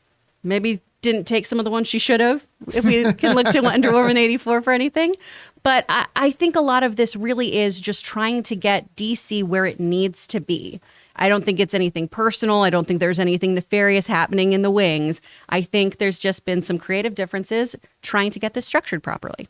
It is going to be really interesting to see because I mean, one of the things, look, I trust James Gunn and Peter Safran, like completely. Like so I'll get behind whatever thing is. I do think it would be a little bit of a mistake to half-ass it, to say, well, we're kind of rebooting it, but we're going to keep all these other things around. I just don't know if that's the right approach. But if that's what they come up with, I'll say, well, then clearly they got a vision for it. I still think today, despite the fact that it would mean losing my beloved Henry Cavill as Superman, I still think, look, you got to put the overall health of the franchise first. Where can a DC universe be 3 years from now, 5 years from now? And I feel like right now where we're sitting with very limited information, I feel like the best way to get to that level is not by trying to keep doing the same thing over and over again. It's about saying, look, we had some success with this, but it's never gotten us close to our potential. If we want to get here, the only way that's going to happen is if we start fresh and build it right with a solid foundation and build from there. There's just too much baggage right now, but we will see. I mean, look, Henry Cavill may still be Superman. Gal Gadot may still be Wonder Woman. I still think we're going to get a Peacemaker either way. So it's going to be really interesting. I'm sure we are not done talking about this story at all. The question is for you guys. What do you think about all this? Number one, finding out that it was Patty Jenkins who kind of rejected. Now, granted, this was before James Gunn came on, but saying, I didn't like the notes I got back from studio. I'm walking from Wonder Woman 3. Do you think Wonder Woman 3 would have got axed anyway once James Gunn got there? Maybe they're still going to move forward. Whatever you guys think, jump down in the comment section below and leave your thoughts there. All right, guys. With that down, we are now going to open up the super chats and hear from you guys. What are your thoughts, theories, and opinions about any or all the things we got talking about here today? I'm sure a bunch of you got some DC thoughts you want to share.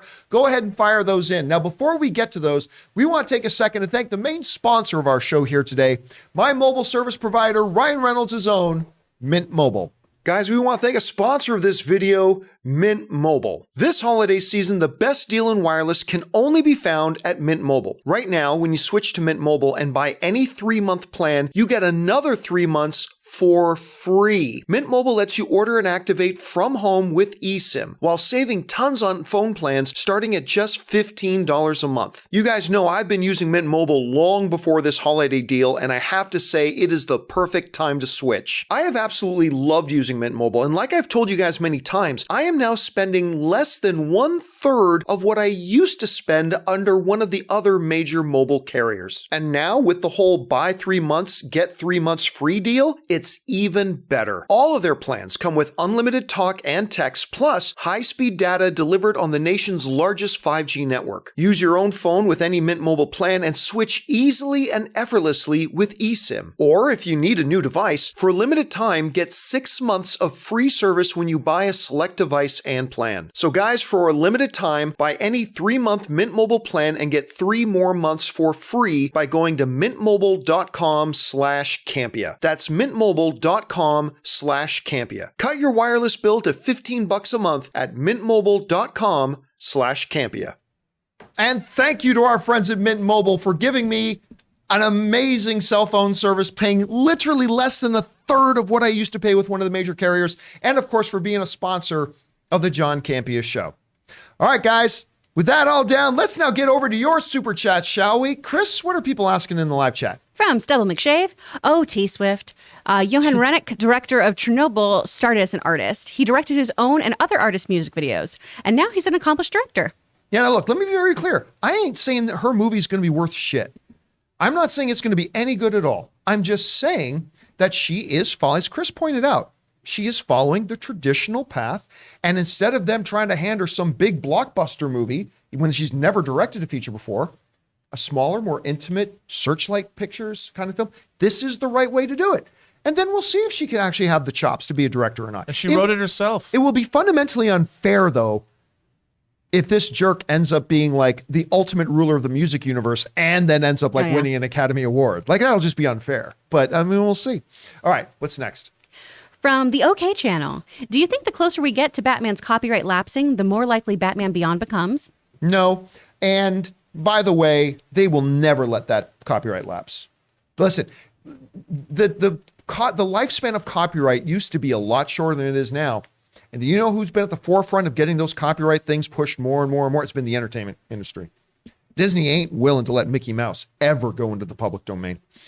There's no way DC will ever let it happen, so I don't think that's going to happen. And by the way, I think Batman Beyond is closer today than ever before. Even though nobody's going to go watch it, it's closer to being a possibility today than ever before. All right, what's next? From James Wheeler, who sends in a $20 super chat. Thank you, James. Happy Friday, everyone. Rob, last week on Open Mic, I mentioned a movie by Chantal Ackerman called Janae Dielman? Yeah, Dielman. Sight and Sound has now rated it as the greatest movie ever. Okay. What? Okay. Oh, man. Okay, so Sight and Sound had a poll of their greatest movies of all time. The person who was in charge of they've been doing it for over 50 years. And the person who was in charge of this, they brought in somebody new, and this person said, for this poll, we're going to blow up this poll. We're going to make sure that the traditional white cis male directors, we're going to blow those established people out of this place and change everything around. So this film was considered number one. Do you know what's not on this list? There are top movies ever made. Lawrence of Arabia is not on this list this time, and neither is anything by Steven Spielberg.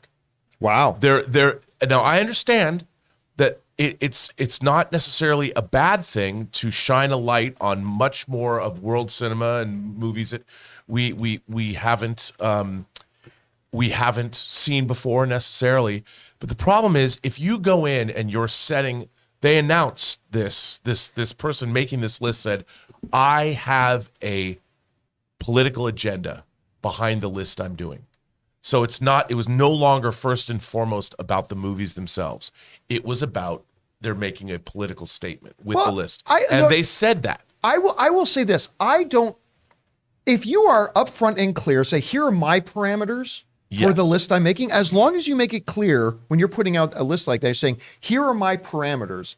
I've got no problem with the list you make. Right. If you're saying, here are my parameters, and then you stick to those parameters, I'm okay with it. But the list was said, we're going to get rid of these people in favor of these people. That to me that's not about the as films. a reader, then you know to take it with a grain of salt. Yes, you as do. long as they're upfront about it. But this Sight and Sound, it has a over half-century legacy of giving these lists. Now, to be fair, this is a great movie. Because I went and watched it, and it's a very simple on the surface, simple film about a housewife. We need to move on here. Anyway, yes. So check this out. Big controversy. A lot of people talking about this. And I'll be honest with you. I don't know how big of a controversy. I've never heard of this outlet. I've never heard of it. Oh, well, it's BFI. It's Sight and Sound. It's big. Okay. It's big. All right. What's next? From Suthius, there's been many iterations of Scourge over the years. In Rise of the Beast, it seems that he's a semi. Usually when he's in that form, he's part of the Stunticons, 5 bots that can combine into one, like Voltron. The Transformers, I still remember when they started. I think the very first combo Transformers they did, and anybody's future, correct me if I'm wrong, but I believe it was the Constructicons.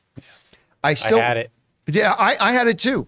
And they would come together and form Devastator. So you had your bulldozer and your crane and whatever, and so you get these individual things and they would come together. Now, once that took off and they realized, oh my God, you know how many toys we can sell? Suddenly then you had what were the Autobot ones called? The aerial bots? I think they were called the aerial bots, where you had these Autobots who were planes and they would form and something. Then you had the Insecticons, but they didn't form together to make anything bigger. Then I they thought the had Dinobots did, but maybe not. what's that? Okay. Dinobots didn't. Okay. No, the Dinobots never were big on combined their into own. anything. The Insecticons didn't, and then you had there was the Stunticons. So I believe they did form a larger robot, but anyway, because they realized instead of selling one toy, we can sell 5 of them into this. But I did love them. I still remember when the Constructicons came out, it blew my mind. But the hunt for all of them, to find them all in one Yeah. store, you would find the same one like in one store, and then the other one is just tracking them down. I think, thanks for explaining that to me, because the other day we had a question about Scourge, and I was mixing him up with Dirge. Oh, right. One Yep. of the jets. So I was talking like he was one of the jets, but thanks for clarifying that for me. All right, what's next? From Al Renshaw, John trying to take Batman Beyond away from us. Hashtag Batman Beyond crew. Hashtag Army of Ray. Hashtag Army of Chris. Hashtag We Believe. Why do Ray and I have armies? I feel like we'd be terrible I am leaders. trying to encourage you people that this is good news for you. I'm not trying to take anything away from you. I've settled with, you know what? If you don't give me the movie, I'm just going to go back to the animated film and watch it. It was Yeah, good to me. that It's series was awesome. So I don't care anymore. Do it or don't. Just don't play with my heart. That's it. Stop playing with You know, in the my late heart. 70s, I had a Kiss Army T-shirt. Yeah. I want a Chris Army T-shirt. Make it. Oh, I like that. Aw. I want Creed. that. All right, what's next?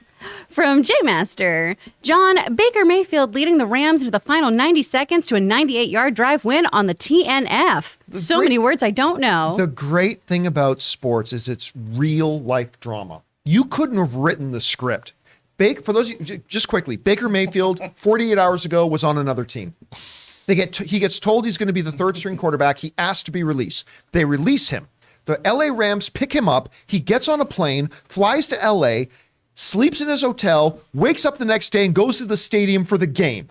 He doesn't know anybody. He's literally having the coach explain the plays to him in his earphones. You can see him holding his ears so he could hear the coach explaining the plays to him.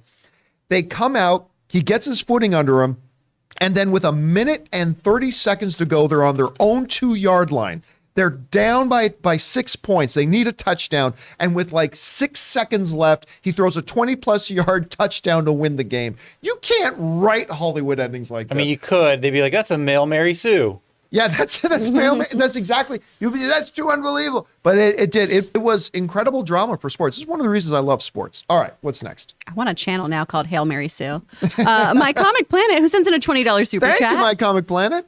People call these things imperfections, but they're not. They're the good stuff. Robin Williams improvised that scene, so when Matt Damon laughs at it, it's genuinely the first time he's heard the line. Good Will Hunting opened 25 years ago today. Oh, it's the part where he's doing the story about farting. Yes, why? Is it the 25-year anniversary of that? Yeah. That movie is so damn good. It's wonderful. There's a new Geico commercial out right now that basically plays on that scene between Matt Damon and Robin Williams. It's not your fault. I know. It's not your fault.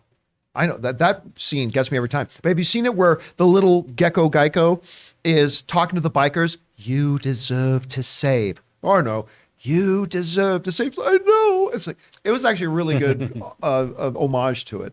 Yeah, I know he's fallen out of favor, but Louis C.K. does a routine about this movie. Have you ever seen his? No. It's now popped up because of the 25th anniversary. It's amazing. It's just, he talks about, you have to see it. It makes me laugh every time I watch it. Is he masturbating while he tells it? No. I was going to say, no. hearing the phrase Louis C.K. pops up is not something most people like to hear. He was very funny, though. You'll see. I'll Look, give a that. lot of I'm people not gonna are take that away from celebrating him. this. It's Super really funny guy. It's very funny. All right, what's next? From Dumbrodor, when Swift wins an Oscar. Yo, Taylor, I'm really happy for you. I'm going to let you finish. But Beyonce directed one of the best movies of all time. Kanye. Okay, comment of the day goes to That's well Dumbledore. done. Yeah, except I think it'd be a little darker this time. Yeah. Probably a little darker. Did you hear that he finally got banned off of Twitter? Yeah. Did you hear why? Yes. Kanye decided it was a good idea to go on Twitter and post a swastika on Twitter. And then free speech Elon Musk decided to ban him. It's like, so I guess you're acknowledging there are limitations, Elon. You're acknowledging there are some limitations. Well, when you're depending on advertisers who don't want to be Associated Yep, with he's- anti-Semitism. He's learning. What's gonna happen? He'll learn. He's learning. All right, what's next? From Sam Fisher. I think the proposed JLA movie from yesterday should adapt Tower of Babel. It's the story where villains break into the Batcave and find Batman's JLA contingencies and start using them against the JLA. It's so good. It's so good. But did they not already do that with Savage? Did they not do that storyline where Savage got into the Batcave, got those contingency plans? I know they did in the animated. They did in game, the animated. right? Where he got those things, and they started getting the Batman realized, oh, these are my contingency plans, and it ends with Batman leaving the Justice League and all that kind of stuff. So now, is that what the animated thing was based on, or is that just a Probably. rehash of the same story? Yeah, it's based on it. It's based on that. Okay, very interesting. I did like that because there's a scene at the end where Batman, basically the whole Justice League is giving Batman shit. It's like, how dare you try to put these plans together to take us all down?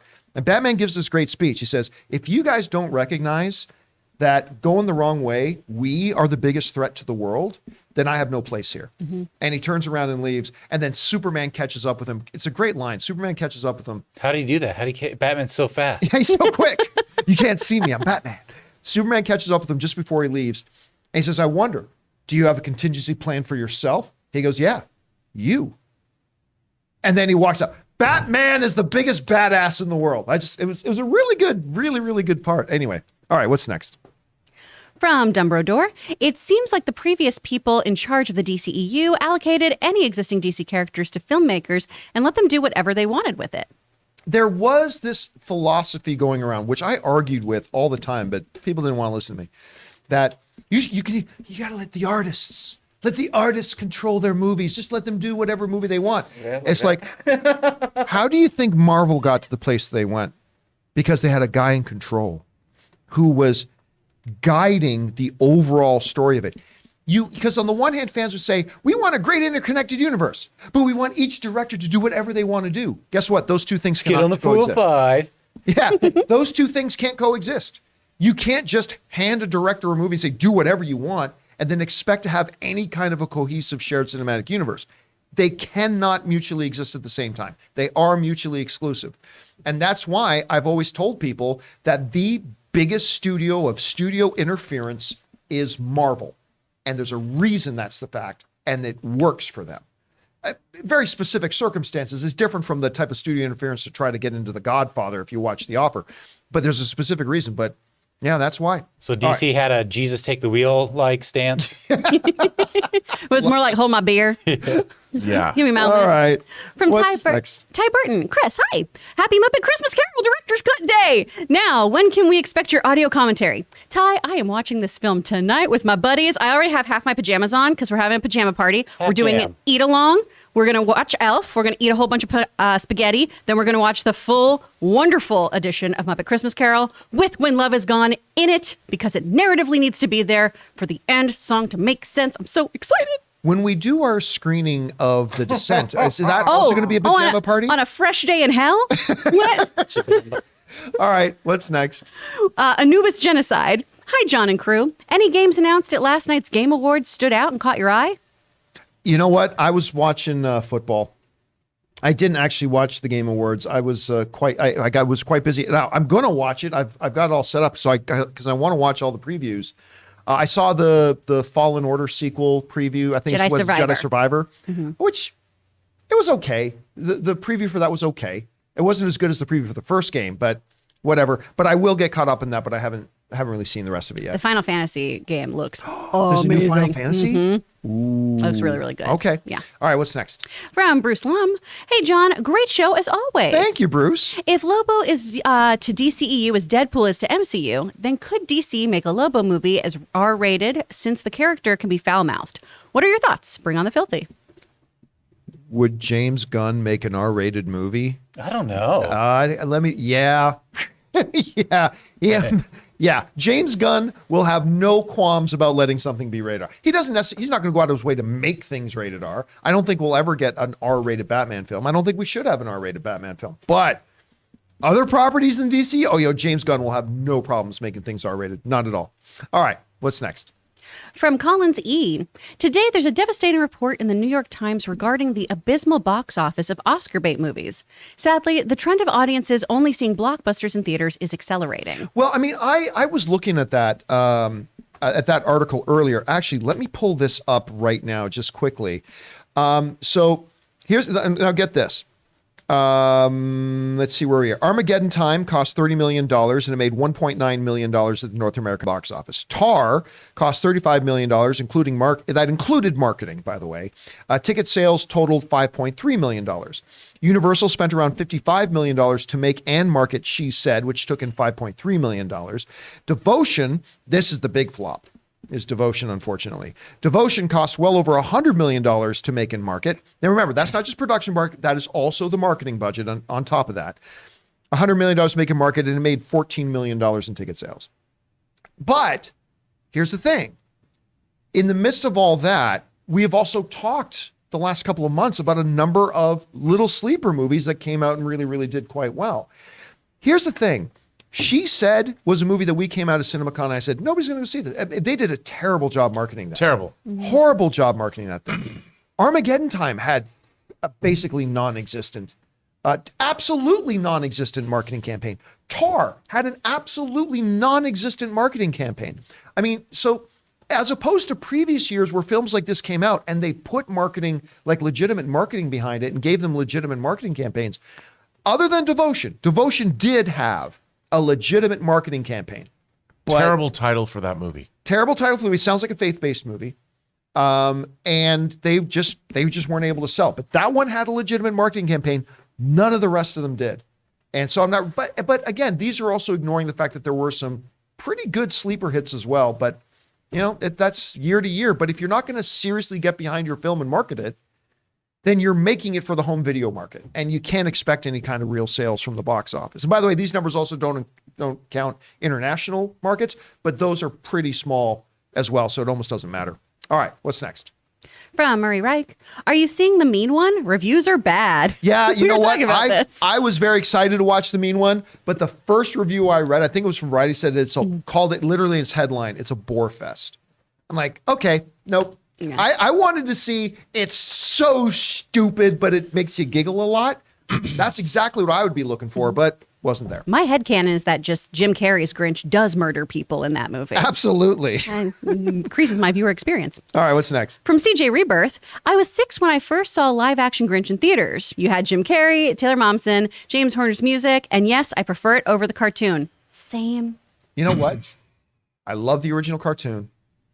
I love Jim Carrey's Grinch. And I love Benedict Cumberbatch's animated Grinch. That one was cute. It was much better than it had any business being. Mm-hmm. And they're all take their own unique takes and everything like that. I love all of them. I love all the Grinch stuff, which is part of the reason why I was looking forward to Mean One. Mm-hmm. But apparently it sucks. All right, what's next? From Chef Rigo. Chef Rigo. Watching Top Gun 2 in the theaters at the Irvine Spectrum on Sunday. Nice. For the first time. I can't believe it's still playing. I'm excited. LOL. Wow. Yeah, there's not a lot in theaters right now pulling the eyes, so put that back on the big screen while you can. Absolutely. And you know what?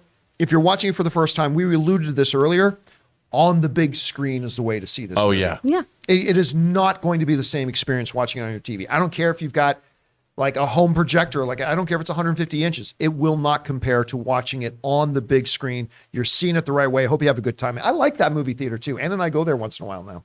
I love the Irvine Spectrum. Yeah, it's good. They got a great collectible store there. I know. Where I bought this this Deadpool. All right, what's next? From Matt Boyle. Imagine Taylor Swift get Eminem for her movie. Just imagine the box office. Would it? Is Eminem a box office draw? Am I missing something? I mean, Is it 2001? yeah. Yeah, I 8 Miles, 20 years old now. Yeah, I don't know that Eminem's a big box office. What if she got Fat Joe? Every day, I'm going to bring up Fat Joe. Every day. You're welcome, sir, wherever you are. I guess you're welcome because I'm the one who made it a thing. All right, what's next?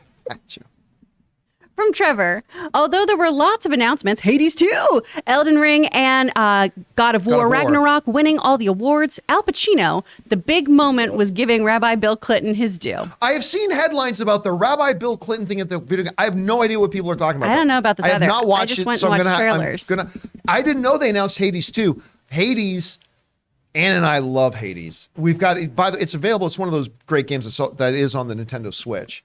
Although I got a PS, but Hades is such a great, fun, entertaining game. How do you play Hades? Because I feel like you would rage quit that so hard. It's but the great thing about Hades is that it's kind of designed for you to die 1,000 times. Well, yeah. But you're still progressing as you're dying That's in true. that game, right? So I always feel I never like there's some games I rage quit like because I just can't get past this. But like Hades is so brilliantly designed that it's like, nope, the more you die, you're actually moving forward. You're actually progressing by dying a lot. Like it's such an addictively wonderful, It's so good. funny game. It's so pretty. And the music. Oh, the music's great. music's so good. Yeah, love it. All right, what's next? From My Comic Planet, here's my early predictions for Oscar noms for Best Animated Movie. Number 5, Apollo 10 and a half. Number 4, Marcel the Shell. 3, Turning Red. 2, Puss in Boots. Number 1, Pinocchio. Sounds pretty solid. That's Yeah. solid. I mean, we're hearing great things about Puss in Boots. Richard Linklater did Apollo 10 and a half. Yeah, I like that Okay. movie. Turning Red absolutely should be one of Absolutely. those films. But it's again, I haven't seen Pinocchio, but people are saying it could get nominated for Best Picture, not just Best Animated. So we'll see. And it dropped today. Oh, that's right. That's right. Pinocchio's It's out out today. today. I'm going to get to watch it today. I'm excited. Hopefully people haven't forgotten about Belle, though. Belle's real good. All right, is what's really next? Up there. James Germain. Hey, John, watching Wednesday made me want to rewatch Adult Wednesday on the web series again. Adult Wednesday, the web series again. I did not know there was such a thing. When you say Adult Wednesday, my mind goes to certain places. Me too. It's not that kind. It's not okay. Good. That's Yeah. good to know. Shame on the rest of you for thinking that. What were you thinking? All right, what's next? From JCSC, Hugh Jackman returning as Wolverine in Deadpool 3, or butter on popcorn for life. Which do you sacrifice for the Maple Leafs to win the Stanley Cup? Okay, look at me. Look at me. Look at him. There is very little and very few people I would not sacrifice for the Toronto Maple Leafs to win a Stanley Cup. Be afraid, because there's not much I wouldn't do. For once in my damn life, because it's never happened in my lifetime. The Maple Leafs have never even been to the Stanley Cup as long as I've drawn breath on this earth. There are very few people that I wouldn't butcher today to see the Stanley Cup come to Toronto. So yeah, I'm not really healthy. I'm not healthy when it comes to thinking about the Toronto Maple Leafs. All right, very dark what's thought. next? Watch out, Ray. Admitting it is the first step, though. Admitting is the first step. All right, what's next? From Dumb Bro Door, if you're a C-list celebrity, John, then you still made the list. Chris Jericho. Somebody asked me when I was doing open mic yesterday. Somebody wrote, say, John, do you consider yourself a celebrity? I said, I'm a fucking nobody. But I recalled there was this one celebrity list website where they have A-list celebrities, big, long list. B-list celebrities, big, long list. And for some fucking reason, I popped up on the C-list celebrity. That was their bottom. That was their absolute bottom, A, B, and C.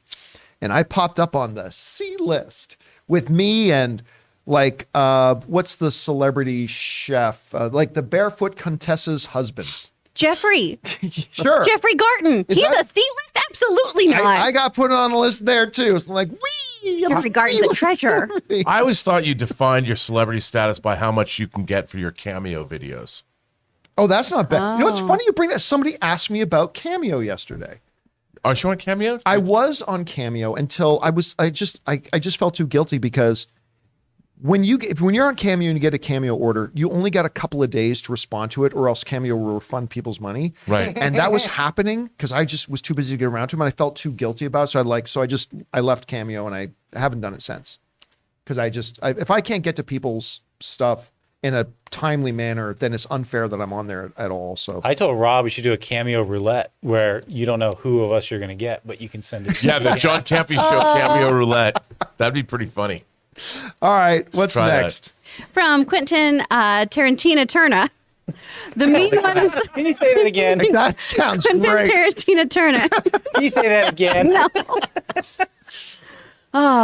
The mean one is all kinds of bad, but it is the bad that I love. I know what it is, and it has fun with it. Can't wait for Blood and Honey. See, I would have loved to have heard that, but unfortunately, I've heard that it's boring. Right.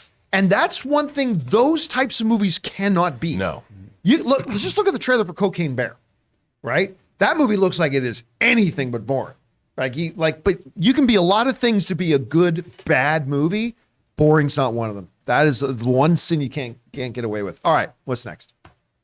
From Hitchcock is the Goat, will Dial of Destiny end up streaming on Disney Plus or Paramount Plus? Disney's Lucasfilm made it, but the other indies are on Paramount. Is this like Spider-Man?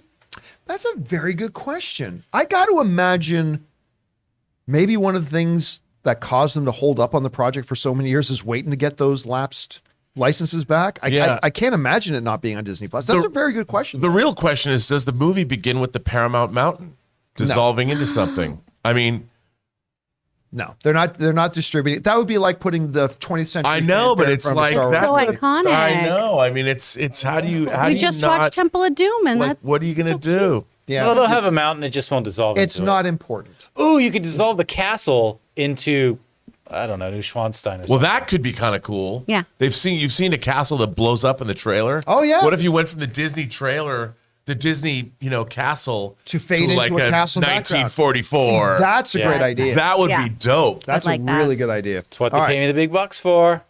what's next? From Gabriel, activated my YouTube Premium free trial, and unfortunately for my wallet, I can't go back. Actually, it's funny because we were in the office the other day, and I said, I can't remember what it was. I said to Chris, but I said, Chris, look up this video, and she looked up the video, and then I walked around her back shoulder so I could see it too, and an ad played, and I'm like, Ugh. I looked at her like the filthy unwashed, but you don't have YouTube Premium? She's No. like, no. I'm so cheap, you guys. I am so used to it now. I think I got YouTube Premium by accident because I signed up for YouTube Music like a couple of years ago, and part of it they just threw everything in with it. But it's just, oh man, yeah, I like my YouTube Premium. You're gonna hate why I did it. I did it for Cobra Kai. Did it for Cobra Kai. People did it for Cobra Kai. All I was right, shifty what's and used next? my dad's for a while, but then they recognized my VPN and I couldn't use it. It had to be legit. Rob Buck, great show, guys. Other Rob, think I need my first hot toy. Chris O'Donnell's Robin from Batman Forever. Well, you were just showing me a I showed it picture. to you today. Today. So for those of you who don't know, it has been a long time coming, but the Batman Forever, Val Kilmer and I forget the Sonar, it's not the Sonar suit, something else, and Chris O'Donnell have dropped, and they are beautiful. They look great. They are absolutely beautiful, and if you're a big fan of Batman Forever, get those figures and go on over to Jazz Inc. Dioramas because they're making a 6th scale Batmobile from Batman Forever, the one with the ribs that lights up and the high How tail. big is that going to be? Oh, it's big. Somebody's going to clip that out and make a meme out of it. Sorry, And it has What the were you nipples. talking about? fish. He's going to be talking about fish, Chris. Oh, All right. okay. What's next? A lot of support. Now we just got some support from Jax, from Mark24 Gaming, and from James Evan Travis Hilton. Thank you. Oh, 1984. Thank you so much, you guys. Oh, thank you Thanks for so all the much, support. guys, for that. And guys, that'll do it for today's installment of the John Campea Show. Thank you so much for being here and making this show part of your day. Big special thank you to all you guys who sent in those super chats. Number one, because you gave us great fun things to talk about. But number two, you supported this channel as you did it, and all of us involved with the show. Thank you guys so very much for your support. Don't forget, Rob and Chris will be back a little bit later for today's installment of Open Mic. We hope you guys will come back and be a part of that. That'll be at 3 p.m. Los Angeles time, 6 p.m. New York time. And also, keep your eyes open for the channel this weekend because I'll be doing an Ask Me Anything over this weekend. Those are always a lot of fun, and thank you guys for letting me do that. Also, we're going to do a member chat video today. We'll put up for members only. Oh, Yes. thank you. Yeah. So for those of you guys members, the channel members, first of all, thank you so much for being channel members. Those of you guys who have been sending your channel member chats over the last couple of days, Rob's going to be getting to those a little bit later. And so you're going to be getting your own dedicated one for that. And guys, have a fabulous Friday and a great weekend ahead of yourselves. Thank you guys so much for being here and making what we do a super fun thing to do. So for everybody in the room, Mr. Robert Meyer Burnett, beside him, the delightful Chris Carr. We got Ray Ora back there, Jonathan Voico running the show, Taylor Gonzalez doing our fact checking, and for myself, John Campea. That'll do it for us now, guys. Thanks a lot for being here. And until next time, my friends, bye-bye.